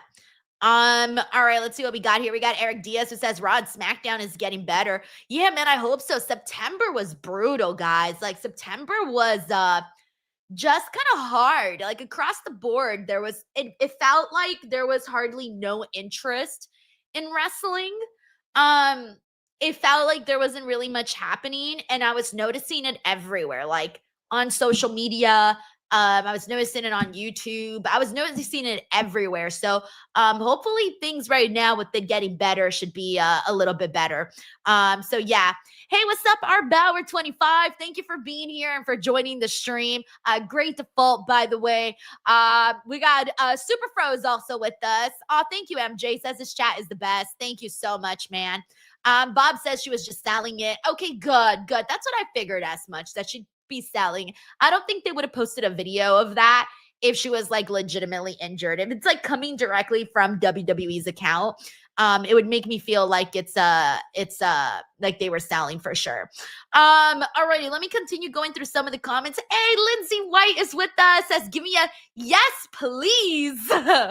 Hey, Lindsay, thank you for being here as well. That's very nice of you. We also got Brian McGee who says SmackDown is in Tempe, Arizona.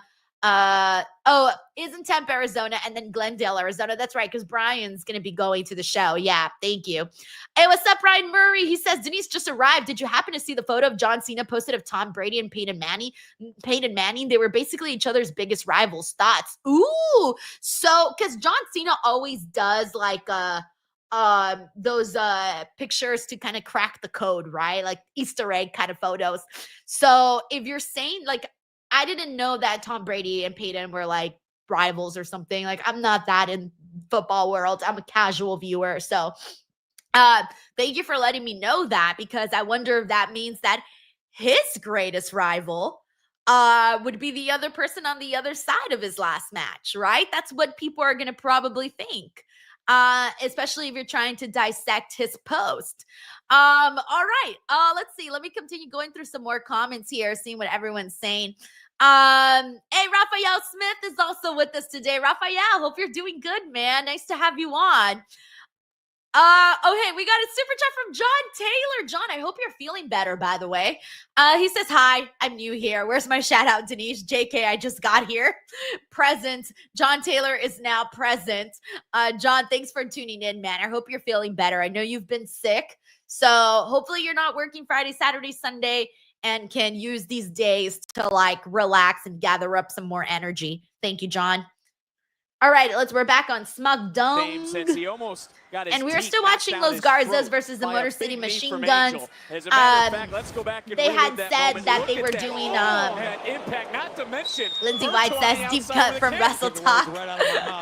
The Wrestle Talk folks are always executed having a a good kick time. right to the Shout out face to of Kelly's skull. Luke Olin and Ollie Chris Sabin Davis baiting in maybe and for whoever a else moment, is still turn it there. around. I And know a here's lot where of that people left, expertise so I'm comes not in. entirely Two sure men who know who's each other still so there well. that I Big neck know. breaker, but this could be that moment Alex shout out Shelley to has been those looking for two. to make his way, make a tag. Oh, and thank you Chris so much. Sabin can check into that. D2.0 says, like your Sirius XM show with Mark Henry. Dude, thank you so much, man.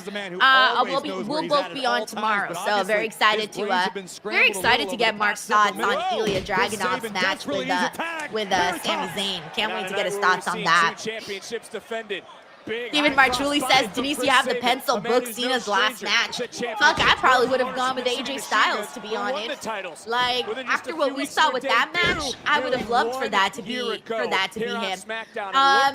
I thought for a second it would even be Roman Reigns. I thought for a second, I think that ship kind of sailed. I do kind of believe the reports of people saying that it's Gunther. I do kind of feel like that may actually be a thing. They can tie you up, they can stretch you, they can knock you out when they need to.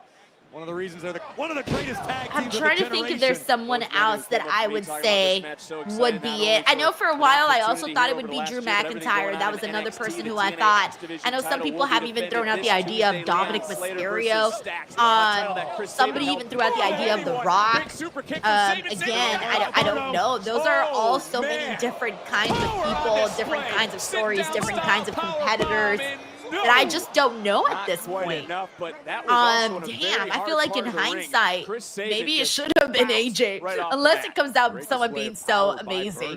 But I do also feel bad though, because since AJ and Cena set the bar so high, that the last match has to be like someone good, you know? 1 year celebration, this incredible first year here in the WWE for the Motor City Machine Guns, turning right around.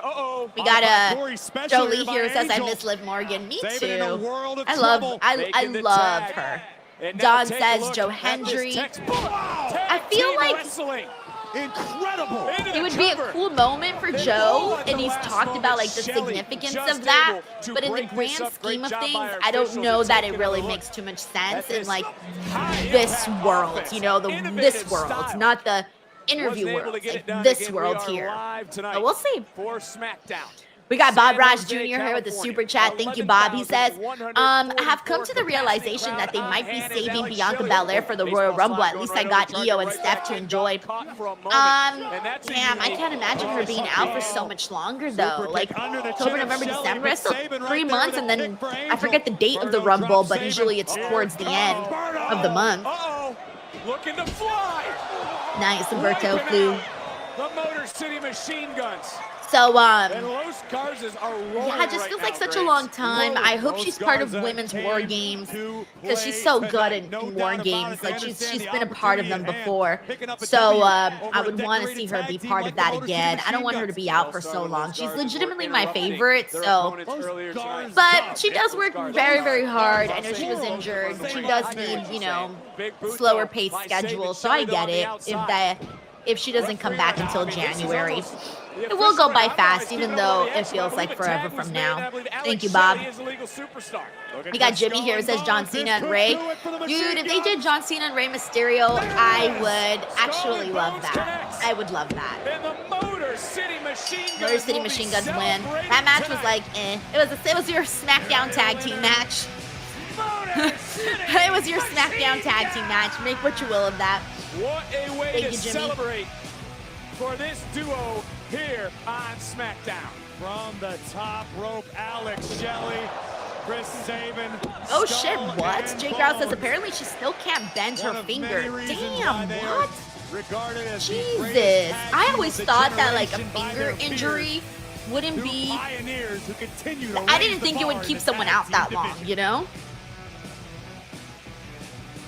Oh, there's our faves, Nathan and Axiom. All right, okay, look, Motor City, they just built some momentum. The MFTs and the Wyatts are now on a flat-out freaking war. Like, bro, we're gonna do something, all right? Let's go punch someone in the face. Let's skip the queue. Let's make an impact. Let's just do something. Or we wait patiently, find the right spot, and then maybe take the titles with us. You know what I mean? I don't know about that. These two goofs scheming about titles. Newsflash, boys, ain't gonna happen for you. Did you guys miss us? I mean, I could tell by your face. You definitely missed us. And you want to know where we've been? For the last 2 months, we've been staying out of the way so that the Street Profits could no longer point fingers at DIY. And you know what they did while we were gone? They showed the world that they are who we thought they were. Joke artists. Matter of fact, nothing's changed around here. You two are still delusional. The Garzers are still a couple of losers. And the Wyatt Six are still running around like it's Halloween every damn day of the week. Like it's Halloween. I mean, right now we are Halloween season, so if they're gonna do it, they might as well do it now. Who wants a stupid mask for Halloween? Where are we gonna find a stupid mask? He has a stupid mask. Oh, that is a stupid mask. Hey, quieto con la manita que me estás poniendo nervioso. If you want to keep disrespecting me like that, why don't you try it inside that ring? Anytime you want. Yeah, they've definitely sort of like ran out of options with this tag team division, guys. I feel like we've seen all of these matches 100 times. Like, I'm not even excited about these, even though I know they're not horrible. It's just that we've seen them so many times, you know? Oh, baby, Bay Area, stand up! Oh shit, it's time. Sorry, wow. Dude, guys, look, I'm gonna be real with you guys. I'm so used to sitting here for hours at these points for these long ass shows that I'm losing track now of the shows. In terms of, I was still planning on being here like another hour, you know? Oh, here we go, guys. I think this is where they're gonna take out Jacob Fatu. Oh my God. No, there it is, guys. No, he really is injured. No. Medical. Hey, Celia. No. Jacob, relax. Guys, it's no gas. It's all brakes. Oh, guys, I was kind of hopeful that maybe we were like wrong and maybe what we thought and what we read on the internet was wrong. But we weren't wrong. That's where we're at. Jacob's injured. I'm sad. I'm so sad. Rip. I'm sad. Alrighty. Give me 1 second. Oh yeah. So I was saying though that I'm losing track of like the shows and how long they are. 2 hours is baby time, you know, like it's going by so fast. Granted, I mean, I don't even know how long that Sammy match with Ilya was, but that knocked our socks off. So, you know, we were really busy with that. But yeah, man. Let me see. Where am I at? All right, let me see what everyone's saying. Let me go through some of the comments. Yeah, Tanisha, it looks like he definitely is. So I'm sad that he is injured. Yeah, Hill too says Jacob out of gas. I know. It's all breaks. Jay Growl says, are those teeth on the floor? No, I think those were from his hair. I think they were like beads from his hair. At least that's what I thought, that they were beads. I don't think they're his teeth. Unless they want to make it seem like it is his teeth. But no, I think it was his hair and the little pieces from it. So yeah. Infamous Raider Loco says they got me SOB, but Randy versus Drew. If they do Randy versus Drew, that's a really good makeup for a possible #1 contendership match. But it does suck though, especially because, you know, Jacob Fatu's from the area. People were hyped for it. They at least got to see him on the screen. So that's nice. But the fact that he didn't get to go out there in San Jose does suck. Hopefully he's not out for too long. I don't know how long he's going to be out for, but maybe possibly Randy goes out there and faces Drew. Oh no, I think in the report that I saw, I think they said Cody was going to go out there, and I don't know, we might end up getting something crazy like that. So we'll see. But either way, I'm pretty sure it's going to be like a big name. We got Uncle Don here who says, I heard Jacob will be gone for like a year, ? Dude, please, I hope not, man. I hope not. I was just so happy we got Ilya back, and Fatu being gone for a year is just going to be sad. I have no other words for it. Legitimately sad. So I hope not. But Fuck, man. Happens all the time, guys. It happens all the time. Scott Collins says Denise got one of her favorites back and lost one of her favorites. Yeah, that hurts. That definitely hurts. It even hurt reading it. Like I was already thinking it. Oh God, that stinks, man. And I was so excited about this Drew Jacob Fatu feud. Like legit, I was in it, man. I was in it. All right, we're back here on the show. So shout out to Daniel Pinson, who's also here. Raphael Smith says, I'm not happy. Jay Stone says they done wrote Jacob off with a dental injury. I mean, if it's a dental injury, hey, bro, he's out for 1 day. You can get dental surgery and be back at work the next day. Oh, man, thanks, Jay, for lighting up the mood as I was starting to get sad. We got Darius says, I think Fatu gets world title within 12 months. Well, it might be a little bit longer. All right, we're back here on the show.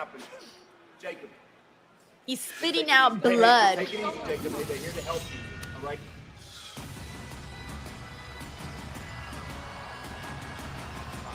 Oh, yeah, that does look like teeth. I saw what you guys were saying now. But I do think it was like pieces of his braids. I think that's what it was. Like the little beads. That's what I think. There is the man that Sutra says, in the nature of this business, who knows? He might pull a Cena and come back in 3 months. Hey, man, that's a really hard thing to do, but who knows? Jimmy England says, who did it? I think it was maybe Drew. Maybe Drew thought, because look at him coming out all cocky. And remember, he was watching him. So maybe he thinks that that he'll just become the #1 contender by default without having to have a match. Maybe that's his thought process. So yeah, I do think Drew did it. Who done it? I think Drew done it. Very rarely is myself and Corey Graves at a loss for words as we sit here. And what's up to Matthew? Matthew, thank you so much for joining the stream here. For Smackdown. Jay Grouse. He says it was Jelly Roll. Main event was set. Bruh. Apparently Drew McIntyre would like to man, I forgot about Jelly the Roll. WWE Universe. Ooh, Larry says Obafemi. Imagine. Now remember, Drew is watching him. San Jose.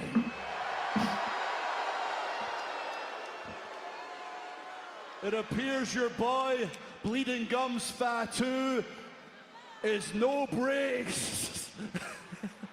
I knew he was going to make that joke. I made that gas, joke. No breaks. Savage, man. I'm so sad. Do me a favor and raise the hand of the new #1 contender. Yeah, you see what I mean? He thought he was just going to, like, by default, be the new #1 contender. Hold on a second. Hold on a second, Drew. Don't you say another word. Now, I don't know what just happened back there, but I know that it's bad, really bad. But I promise you this, I swear to God, if I find out that you had anything to do with this. I'm going to cut you off right now. I had absolutely nothing to do with that. Oh, lies, lies, hoops to get what's lies. Mine. You've known me for 20 years, man. Don't be like the rest of them back there. Please tell me you're not working for Corporate Cody. Do the right thing and name me the #1 contender. Give me the match right now. Give me the match. Give me the match. Enough! Enough! This is not. We're done with all this. All right, so I think they are doing Cody and Drew. What you did, and you think this entire group of people want to sit here and watch you talk? They wanted a #1 contender match. Now Cody got to work. Oh man. Oh, I think we should. I think we should, right? I think we should give him something right now. Is Cody gonna strip just with like all his clothes underneath? Let's do it right here, right now. Come and get it. Come and get it. Oh my God. All right, we're going for it. It's kicking. It's going. It's going. They're starting to meet. The fight is on. The fight is on. We are off to the races. It is kicking off here. Tie up your laces. Okay, don't worry. The show muted, but it'll be back. They're fighting. They're going. Suit and all. Suit and all. So is this just a fight right now? because we haven't actually gotten into the ring. We haven't gotten like a bell ringing situation. We haven't gotten any of that, so I think that's where we're at right now. Can you blame him after everything Drew's done over the last not only months, year or so? Rhodes isn't dressed to compete. Phil Hill's like, hurry up, less than 10 minutes. For real. That's what separates him from everyone else. That's why he's our quarterback. That's why he's our champion. He's here to fight for the people, for the universe, and he's taking it to Drew McIntyre. The American Nightmare is seeing red. Long-standing issues, of course, between these two. I mean, they were once partners. There's so much history, but listen to this place.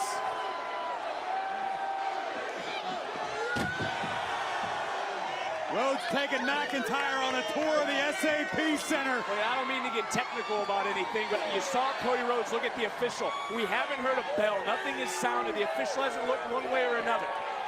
Nothing's official. I think Ryan Trail's just trying to get a handle on the situation.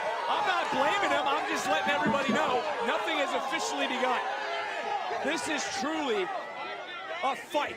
Ooh. Well, we know Cody Rhodes is in a hell of a mood already after coming up short at Crown Jewel to Seth Rollins, and now Rhodes taking out his angst on the damn, he was choking him with like a necklace, I think, or something. Yeah, I think it was like a gold chain. Rhodes is beating the hell out of Hey, there's a little kid in the crowd who looks just like Cody Rhodes. And it hasn't been official, but Cody Rhodes said the words. Tiger Claw says AI booked a fun show. That's why I was looking around for Nick Aldis. I'm looking oh at the my God. I mean, this is That's what the funny. hell is going on? We're just gonna give all. That should be the running joke now. Whenever we get like a really good show, let's just say AI booked it, even though we hate AI, but whatever.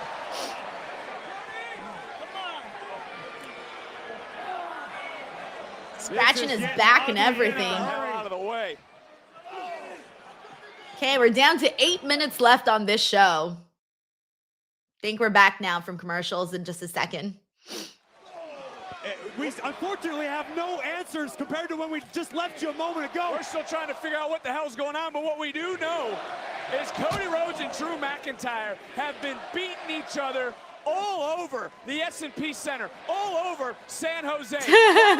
We got D2.0 says AI will book for WrestleMania 43. All right, guys, the match is officially starting now. All right, we got 7 minutes. Drew and Cody. And they did like an impromptu thing, so that's why Cody isn't in his gear. Because there was an attack on Fatu, and Drew just assumed he'd be the automatic champ, but Cody was like, nuh-uh, baby, nuh-uh. So they went for it. Cody Rhodes was not going to let a main event slip away from everyone here and everyone watching at home. We got Eric Aguilar who says it's Drew winning the title. I mean, I wouldn't hate it, guys. I've been waiting for Drew to be champ again. This could be one of those instances. And they ended Raw with such a bang. What if they end SmackDown with a bang? Trotting out here, telling the official, declare me the #1 contender. He wasn't smiling for a moment, but that's just how dangerous Drew McIntyre is. Just how dangerous, just how quick he can turn things around just like that. We got John Taylor here who says the WWE AI talked to ChatGPT AI and was like, Jacob Fatu hasn't been with his wife DD in a while. Let's write him off TV. Oh my God, I can't believe this. AI conspiring against us. It's Thank you, exceeded John. the lines of obsession for McIntyre, but Cody Rhodes now looking for his pound of flesh. Both men have a deep. We got Jay Stone who says if Cody wins this match in a suit, Drew's a dweeb. Cody taking it to Drew. Cody's not even You're kind of right. Like, you can't lose to a man in a suit. Cody is in what he and if Drew wins, it could be like, well, you know, Cody wasn't ready. Cody didn't even have his gear on. Cody had his suit on. Like, you can make all sorts of excuses for Cody, right? For why he didn't win. But what excuses can you make for Drew? I don't know. He's in the truck. Brian, have you heard anything? Any updates? What are the rules? I don't know. This has been madness. This has been chaos. And Cody Rhodes, a fighting champion, looking to defend his kingdom, which is SmackDown. When it comes to the title, these two, of course, were the main event of the first premium live event to stream on ESPN. It was WrestlePalooza.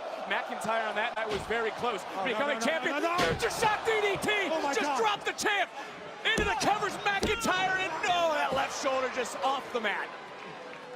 And McIntyre, what's going through his mind? Same thing for the champion. Feel this. Bam! Future shock taking out the American Nightmare. QB1 is flat on his back right now, and the Scottish Warrior can smell blood. There was something you said during the commercial break. Cody's got to get the bad taste of Crown Jewel out of his mouth. Maybe that's what he's thinking right now, but it also could be a huge mistake. All right, we're down to 5 minutes. It absolutely could be. I mentioned Cody's been guilty of Jonathan Jackson says, is Denise wearing a pearl necklace? Oh, Denise wearing that means you're really living up to the name of Plan B, Pillow Princess wearing that. You're nasty, Sheldon, nasty. You're in timeout, bro. You're in timeout, man. You're in timeout. Down and beating down. We got Darius here who says I'm sensing a Fatu interference. Nah, they wrote him out, man. He's gonna be going home for a bit. But I would be afraid of the official. We got Me Cakes here who says this has to end with someone interfering. Either interference or a shock victory with Drew McIntyre getting that dub. Emotions are extremely high right now. There's been a chaotic. We got Uncle Donk here who says, don't remember the last time SmackDown was this good. I'll tell you, people were really hyped about that one episode. Remember when and now here we are. look, I don't remember actually, so I guess it wasn't that good, the one I'm trying to remember. Referee checking on Cody Rhodes, and in this moment right now, Drew McIntyre. Hey, what's up, Shanky Tank? We also got Malachi and Tronin. Can be smelling the blood right now. We're looking to put an end to Cody Rhodes. Rhodes, though, with a counter, turning around, bam, right to the jaw. Rocking McIntyre. And Rhodes now. Cody Cutter. Cody Cutter. Cody fired up. Over 11,000 here in San Jose. He's hyped, he's hyped. Fired up. McIntyre looking for rest. All right, I don't know what's going to happen, man. Here comes the American Nightmare. Oh, McIntyre putting a stop to Cody Rhodes in that moment. McIntyre has enough power to turn your lights Watch out with one clean shot. And Cody right now may be running on fumes alone. Worried for Mark Nash right now. Just get the hell out of the way and oh! Ah, fuck! Wait, I missed it. Well, Cody just dropped Drew. Rhodes understandably feeling desperate, but he's pissed off. Ah, crap. I'm about to wait for the replay. And Cody. Did you see his eyes? Corey, you've known him a lot longer than I have. Did you see that man's eyes? Who the hell? Cody, you Jesus. Cody, Corey, get the hell out of the way. Don't try to talk any sense into him. Did you see the man? Oh, Drew. Right to the eyes. Well, the bell rang. This thing's been thrown out. Send some security out here. Some more. Thank you, Austin. As Cody hit Drew with the bout. Cody trying his best right now. You're right, Corey. We need everybody out here. Nick always How did Cody do that? Jacob Fatu. Cody's a madman right now. We haven't seen Cody this rattled in a long time. Looking for crossroads. On the commentary table. Okay. Man, these fucking security guards all the time, man. That's what I mean, guys. I've been bitching about this for a while now. One of my pet peeves. Security. One of my wrestle peeves. Nick Aldis saying it's over. Cody saying it ain't over. It ain't over until the champion says so.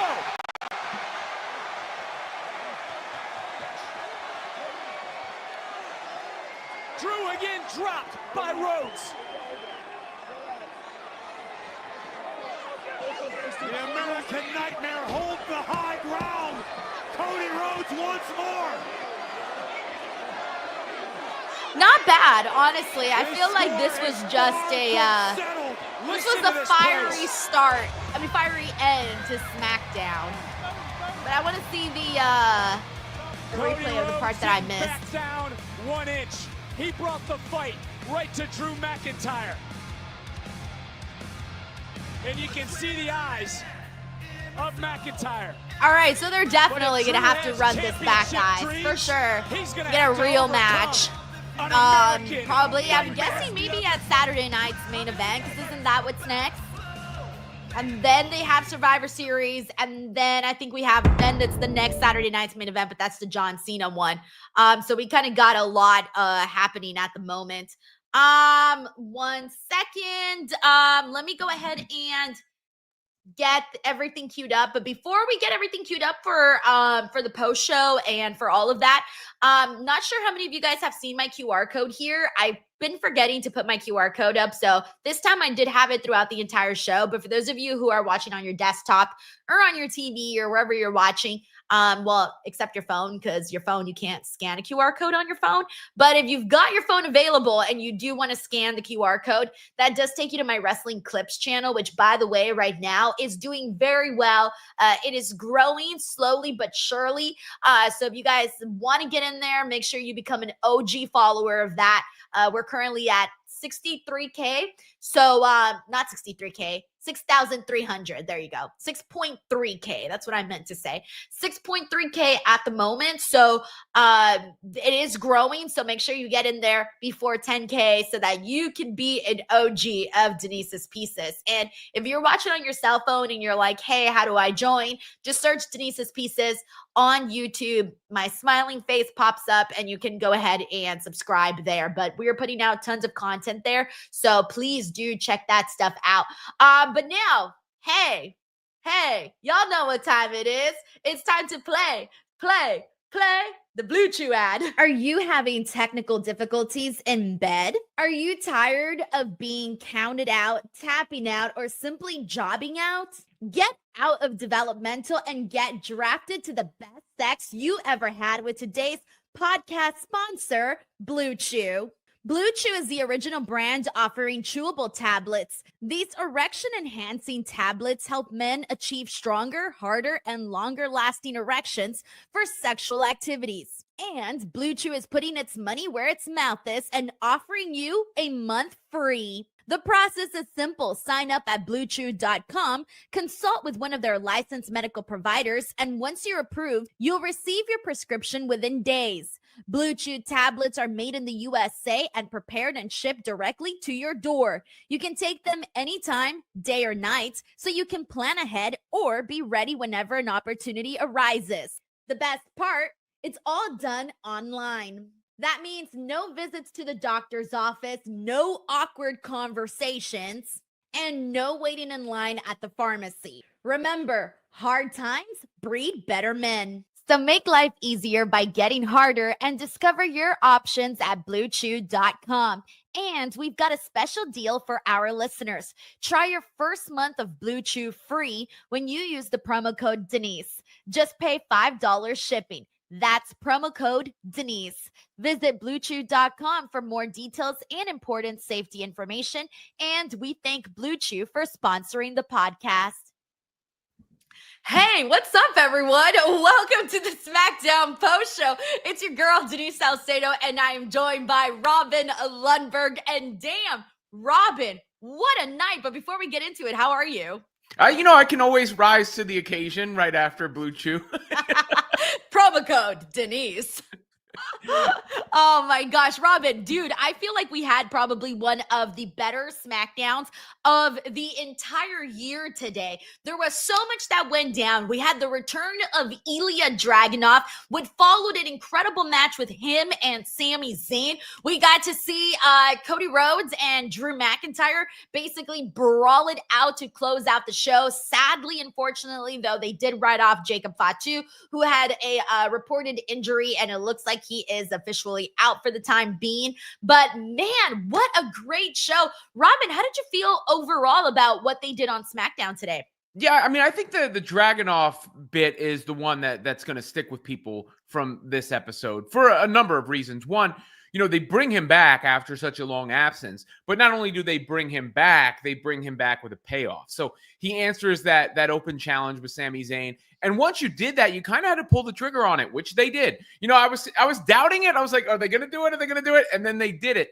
And also, I want to give some credit to Sami Zayn because he had a really nice run there with that U.S. title, with this open, contenders bit. And with the matches, they were backed up. A lot of really good, solid matches for Sami Zayn. And not only did Dragunov come back, and not only did he win the championship, and not only did it happen in a match that was worthy of this Sami Zayn US title run, but they also set up a War Games thing in the midst of it with the MFTs and their distraction for Sami Zayn, and then the Wyatts, because clearly that's where they're headed with the face paint and the dark. You know, they're going to have a War Games match with the Wyatts and the Solos gang there. So I thought top to bottom, that was a really well executed block of professional wrestling television. So there's a lot to get into with what you just said, but I want to get started with Ilya, because like you said, that really was the thing that's the thing that stuck with people. I think that everybody coming off of this show was like, wow, not only did we get this great return for somebody that we've been waiting to see come back for like a year now, because Ilya was on fire on NXT, got called up to Raw, did such an amazing job, was being booked every single week to have matches. And you felt like, okay, this is going to be a guy that WWE is going to push, they're going to do something with. And when the news came that he tore his ACL, it was so unfortunate, man. Like you knew, like, oh man, like this guy was on fire. I can't believe it, right? It's such a bummer. When he came back today, because people have been wondering, when's he coming back? And we had kind of checked that timeline, and I'm thinking, okay, we're doing the math right. He should have been back a little bit ago. Like the time should have been now for him to come back. So when they teased today that Sami Zayn wasn't even going to have an open challenge, and Robin, I was so mad. I was like, oh, hell no. This is one of the best things on SmackDown. They better have an open challenge. Then they made it seem like it was going to be The Miz, which he did answer that. And the moment that it was The Miz, everybody was like, okay, remember when he went and ruined Carmelo's opportunity, so Carmelo went back and then ruined his opportunity? That was the moment that you knew someone big was going to come out and face Sami Zayn. So when it ended up being Ilya, I didn't think it was going to be Ilya. Like I legitimately did not think it was going to be him. Like some people were throwing out his name as a suggestion, but I did not think it was going to be him. So when Ilya did walk out, oh, I felt so happy, man, because he's legitimately one of my favorites. He has so much intensity in the ring. I feel like only a couple of people have that. He's such a good wrestler with about anybody. No matter what match it is, he is going to show out nonstop, right?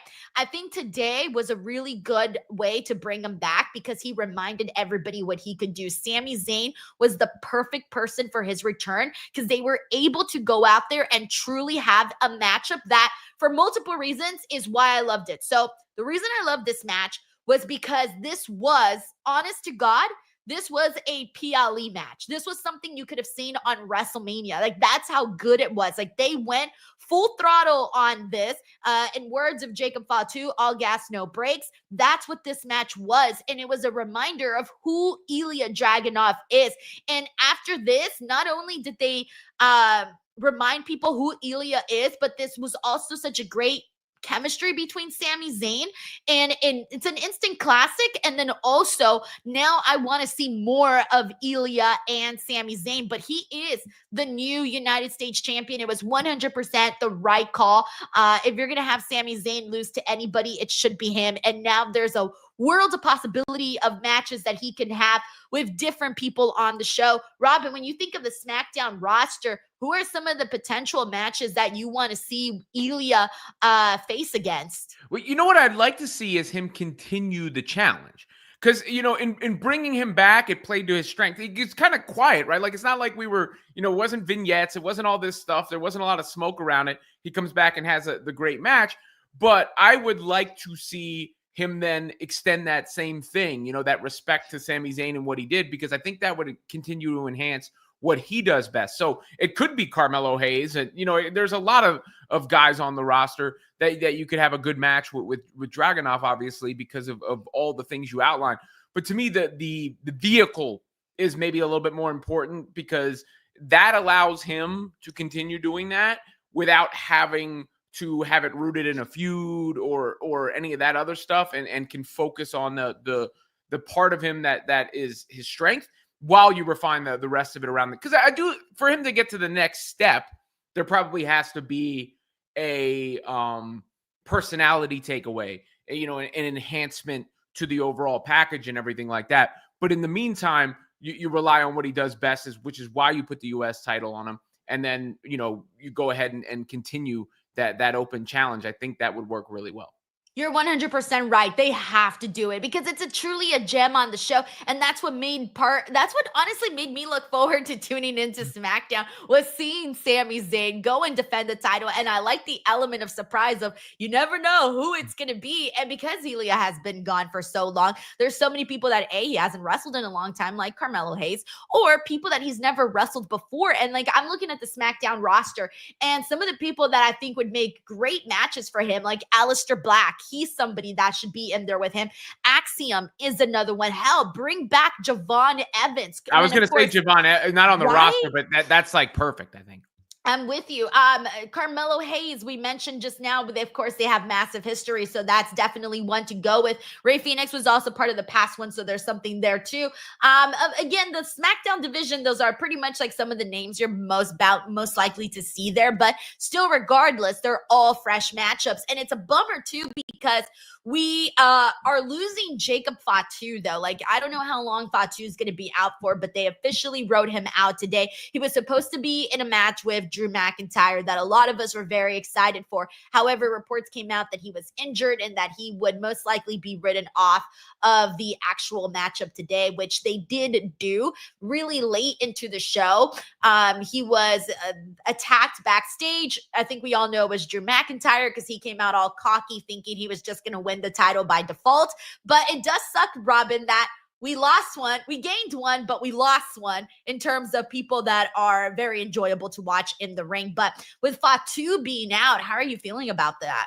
It was a little weird, right? Like the whole thing around it is a little weird because he was built the way he was, and then he kind of disappeared in a sense, and then it started like they were building him back, and then you hear, what are the reports that he has a non-wrestling related injury or some? I mean, I don't know. The circumstances around it are a little odd, which then led to a little bit of a scatter shot, ending there because you have this set up and then all of a sudden like Cody Rhodes is like, oh, here's a title match. Here's a match.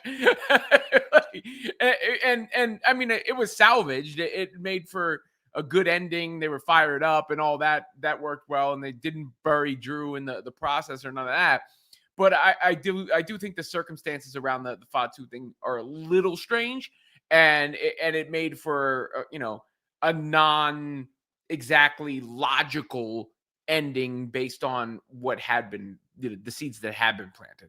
Yeah, everybody was saying because when Nick Aldis came out there, and they were talking about how like, oh, this is gonna be we're going to have a number one contenders match, right? I thought right then and there that they were going to say, hey, Jacob Fatu's out. This is not going to happen. And then when they did it, I had like 50-50 brain. Like part of me was thinking, oh, maybe he's not hurt. Like, I was wishful thinking, right? I was hoping he wasn't hurt and that, something was going to happen, that everything was going to be okay. But then I think the part that took over was hey, they're probably going to write him off in a different way. Either he's going to get attacked beforehand or some sort of shenanigans is going to happen where the physical matchup ain't actually going to happen.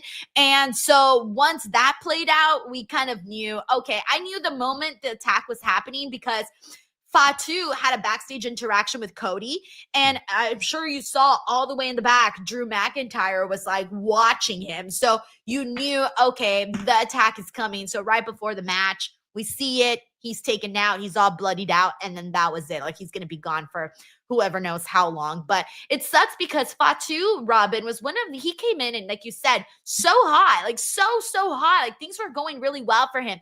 I think where they dropped the ball, honest to God, was when they had him lose the United States Championship to Solo Sikoa. They kept that Solo Sikoa feud going way too long. Having him drop the title to Solo was not the way to go. I think they kind of took some of the momentum from Fatu when they made that call, and I wish they wouldn't have.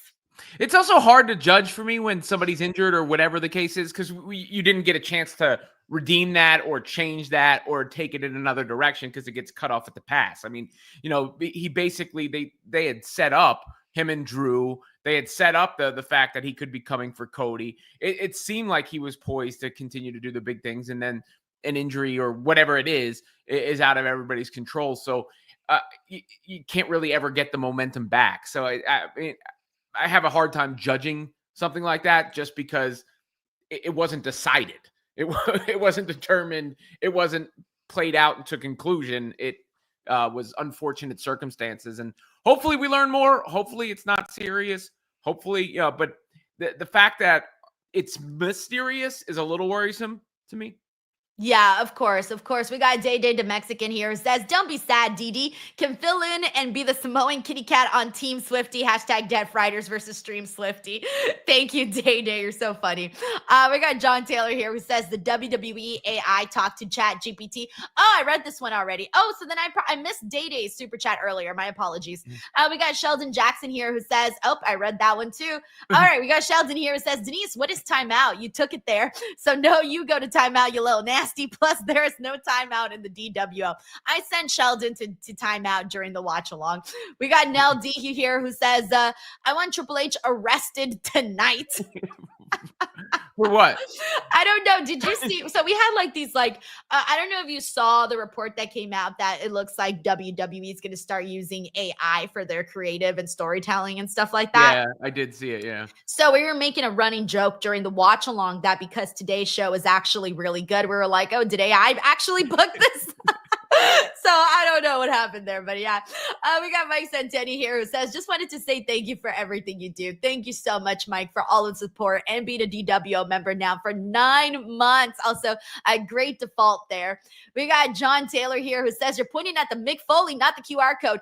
Bro, on for me, it's right here. This is where my QR code is showing. So that's where I'm pointing.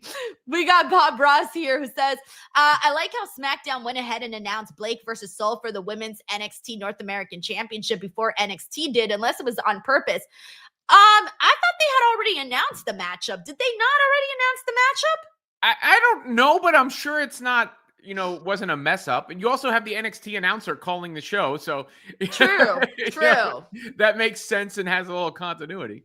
I feel like we already knew that match was happening. Maybe because we've been watching and following the story. So I guess we just assumed it was already announced. Maybe that's what that was. Thank you, Bob. We got Stephen Martrulli here says, it's almost like SmackDown started it's almost like SmackDown started a new season tonight. Charlotte versus Soul is a big WrestleMania money match someday. Yeah, we got to see Charlotte and Alexa versus Zarya and Soruka. That was a fun matchup too. I liked whenever we saw Soul interact with Charlotte. I thought that was very enjoyable.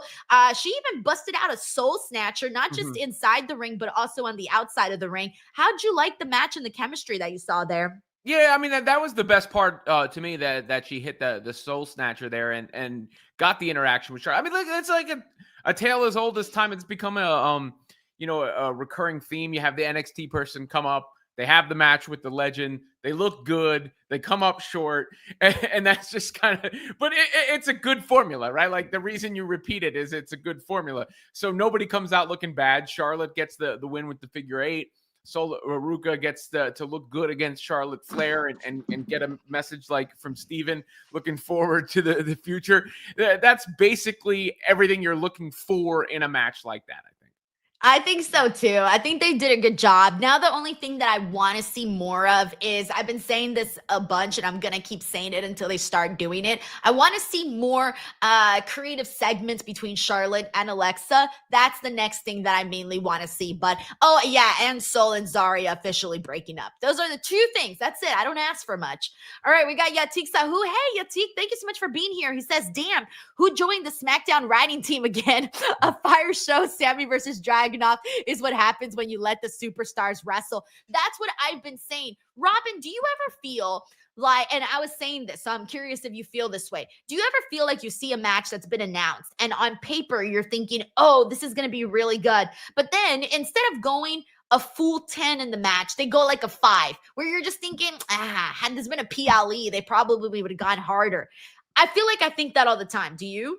Yeah, but I guess that's part, I mean, the kind of the way I see it structured, where the episodic TVs are to build to the PLEs and the PLEs are for the showcase matches, and the TV, when you get a match like that on TV, it feels a little bit more special. But I understand what you're saying. And then you could even make the case for like that happening sometimes on a PLE though. I mean, let's say Stephanie Vaquer and Tiffany Stratton, and what was a really good show. I don't know if that one got perhaps the love it could have gotten otherwise. So maybe it's what I've seen last that will influence, but I understand what you're saying, but I also see where the effect could come into play, where a match like that stands out a little bit more because it's not happening every week. It's not routine, and it's a little bit different from the run-of-the-mill show, which is a little bit more storytelling based, advancing things, promo based, where the PLEs are payoff based. That's why I liked this match, because it didn't feel like your traditional Raw and SmackDown match. It felt like, oh shit, this could have been on a PLE. We were all making jokes during the watch along being like, hey man, this was better than like half the PLE matches you've seen this year in WWE. So for me, that's what I loved about this matchup, was that they really, like, this wasn't at a 5. This went the full 10. Like, they went all the way and beyond. And so that's what made this match feel special. Thank you, Yatik. We got Sleaze Boy here who says, ooh, he's got an unethical booking. He says, rate my unethical booking part 1, Chelsea versus Alexa in a Falls Count Anywhere. They fight to the back and Piper kicks the doll after it winks at her. Part 2, the doll then comes alive. Chelsea grabs on an Uzi and fires at it, but the bullets bounce off and it grows and laughs and grabs each Chelsea. Alexa wins. Okay, I gotta tell you, Robin, Sleaze Boy has came in here with some crazy stuff. Yeah. This one's actually probably the most lighthearted one that I think Sleaze Boy has sent in. This one felt like a movie. Yeah, maybe it was AI. I don't know. The doll coming to life, though. I get it. Inventive, a little horror, a little, creativity, different. And Uzi. I mean, that, I don't know when the last time I've seen an Uzi. Oh my gosh. I used to have to pass out Uzis. We were talking about the Uzis, right? Like the... I was thinking, gun, like an... Oh, no. I was thinking koozies. No. An Uzi is like a gun with the flat, like, rectangular top. Oh, I'm so stupid. Wow. I was thinking about the cup holder. Like little Uzi vertical. Yeah, I was thinking of those little things. I was like, wait, this doesn't make sense, but okay, I'll take it. Okay, No, whatever. Uzi vertical. Let the thing smoke. Y'all be flirting with death. I'll be winking through the scope. I have no idea what you just said, but I like that it rhymed. Thank you, Sleaze Boy. We got Saif Den Super here who says, hi, so happy Ilya has returned. Bring up the 4 black stars of TNA, NXT to the main roster ASAP and send the AEW rejects to TNA. It's a win-win. No one loses their jobs and I don't watch TNA. Saif, damn. He came out here, did not hold back and gave his thoughts. Yeah, I appreciate your honesty, man. And thank you for the super chat. Hey, say what you want, bro. Like, that's your opinion. Okay. We got Sleaze Boy here who says, called it before and prediction they're going to interrogate Drew McIntyre. And since Drew wears the kilt, it's going to be a Basic Instinct. Also, WrestleMania 21 remade the Basic Instinct scene. Watch it. Oh, I've seen it several times, actually. But Drew and Cody. So because Drew thought that he could just get his #1 contendership, he ended up getting a match with Cody today. That was very brief, of course, because it was a fight that turned into a match. How'd you feel about how they laid that part of it out? Again, it was a little haphazard, I guess. Cody always winds up in these situations, and I think the announcer called it. We're like, why, dude? Like, what are you doing that for? Wanted to give something to the people because the people thought they were gonna get a match. And Drew McIntyre gets exactly what he wants out of ambushing. So, like, Cody did hit him with the championship, so that kind of screwed everything for him. So he got like no title. But again, when there is, so I don't know. It's hard for me because I don't know the timeline of when they knew about Jacob Fatu. What the gravity or severity of it was, because a lot of that was like felt a little fly by the seat of the pants. And if the Dragunov and Sami Zayn and some of the other stuff hadn't happened before, maybe it would be a little bit more like, okay, this was an issue for me. But it worked within the flow of the show, and now I feel like there's still a score to settle, at least between Cody Rhodes and Drew McIntyre. I did feel like it felt exciting though. The ending, I think it was more like the going into the crowd and knowing we only had a couple of minutes and Cody's out there with the suit and are we going to have a surprise champion? Like what's going to happen here? I think that part of it did kind of feel exciting, but I mean, like, look, they last minute switched something. I think PW Insider's report that I saw said they made the decision minutes before SmackDown, I guess almost went live to, you know, basically do this impromptu. This is how they're going to write out Fatu, etc. So it was it was something that was thrown together really fast. And I mean, I think they did the best they could for something that was thrown together very fast. Yeah, I mean, seems like they've been faced with that a lot recently. the end of Raw was a lot more like shocking in the sense of holy shit. But you know, the same sort of it feels like circumstances unless we're being hoodwinked again there. That's why I thought there was a chance that Drew might actually win and defeat Cody today, because I thought, what if they want to keep the, you know, the rhythm going of, hey, we had this big massive moment close out Raw, so maybe we'll have this big massive moment closing out SmackDown. I thought that for a second. Yeah, I did have that inkling of a thought, but then Cody had just lost to Seth. So, like, he wins against Cena to get it back at SummerSlam, and then he loses to Seth, and then he drops the title to Drew less than a week later. Maybe it would give him some adversity to overcome, but it would feel a little quick based on, you know, him getting it back.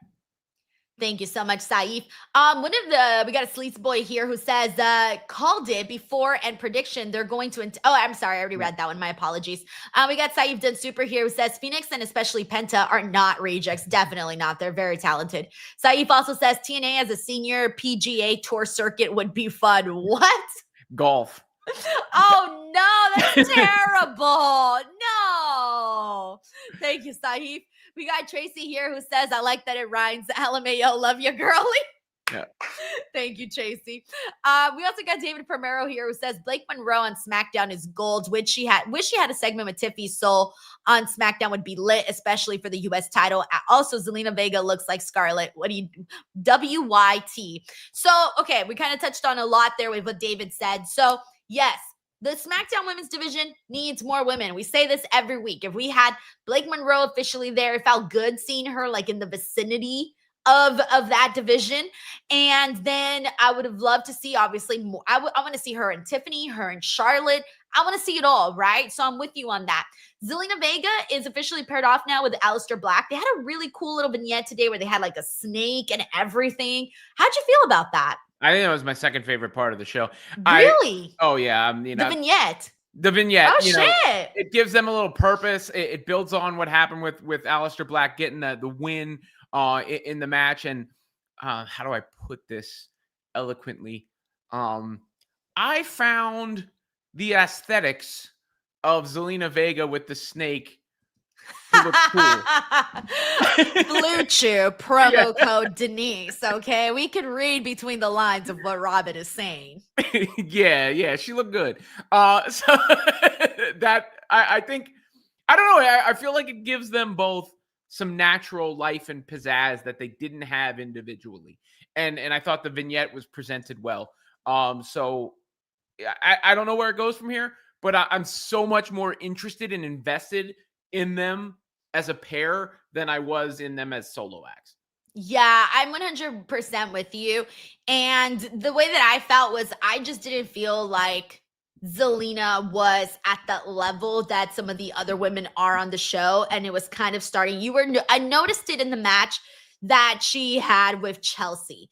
And I thought, and then some of the matches that she had with Julia. So I just kind of felt like, okay, I think I'm seeing that I think she kind of fits in a different direction more, where I really like Zelina, but it's just not the same as like watching Tiffany and Bianca, you know, all of these other girls that are just a little bit more in ring wise, just have a little bit more to offer. So I feel like this being her role and given what she's done in the past in a managerial role, I feel like this is the perfect way to highlight her, give her something new, and also add to Aleister Black, because Aleister there was a period there where it felt a little dull. Like we would come out here and be like, oh, like he's back, but it's not really feeling so hot. We like Aleister. We want to cheer for Aleister, but they're not giving us anything to really, really want to cheer for. So now I'm intrigued by this whole dark couple thing. And David, you mentioned that she looks like kind of like Scarlett. It's not that she looks like Scarlett. It's that it feels, honestly, like the Aleister-Zelina pairing almost feels like the same way that Scarlett would interact with Cross, that spooky vibe, and here's my man, and that kind of vibe. And there's a lot of similarities there, but also they've kind of been those people now for a while too. Well, and Aleister Black was doing that bit, right? But vibes is the right word. It does have similar vibes, but that's about it, I would say. And I agree. I think he was boring. I just flat out say it was boring. And they do the entrance and okay, I'm a spooky guy, and then he might kick somebody, whatever. In this case, there's at least a little bit more. All right, well, what's going on here? And she brings a little spice and energy to it, and I'm now interested to see where it goes, which is a big step up from before when I was kind of like, okay, let's let this part of the show go past and then get to the next one. I feel you. I 100% get it. David, thank you so much. We got Sleaze Boy here who says Zelina betrayed Damian Priest and Puerto Rico for some D because Aleister Black is Dutch. Hey, if you want to get some D or you're giving the D, Bucci, promo code Denise. All right, we got Steven Marchuli here who says the Glamour versus Tiffany or Blake versus Alexa. I'm greedy. I want both WrestleMania 20. I want both in 26. Sorry, 2026. Mm-hmm. Thank you, Steven. There's so many women's matches that we're like waiting for. We're itching closer to them. We're inking closer to them. Thank you, Steven. We got Blinging with Kimberly who says SmackDown was a really good show tonight. I agree with you. I had so much fun. Robin, I looked up at the clock and I thought, oh my God, the show's about to be over. I was still planning on sitting here for another hour thinking we still had all this time, but I'm not even going to lie to you. Like, I don't know how long Sami Zayn and Ilya was. That I was locked in happy mode, cloud 9 the entire time. Thank you, Blinging with Kimberly. Well, that's the kind of thing that can make an entire show. And it probably did eat up a quarter of it, something on that. I don't know what the actual, I didn't have my stopwatch out. Remember those, wasn't that like the thing, like the AW versus, I think I did a bit on that once, like the matches were only 11 minutes long versus this. But yeah, it felt like it was given the proper time on the show, and it felt like the showcase piece of the show. And really, in a week-to-week basis, when there are so many shows and there's so many different episodes and go, I think when you can have that one thing that you go, all right, I remember that. Like that was cool. Dragunov returned. He won the U.S. title. They set up a War Games match. It was a great match. Like, that's a successful show in and of itself. The rest of it is seasoning. And I think, Cody Rhodes and Drew McIntyre are involved in the main event. And Charlotte and so we talked about that. I mean, the vignette, like all that other stuff, but that the centerpiece, the foundation of this SmackDown episode was that.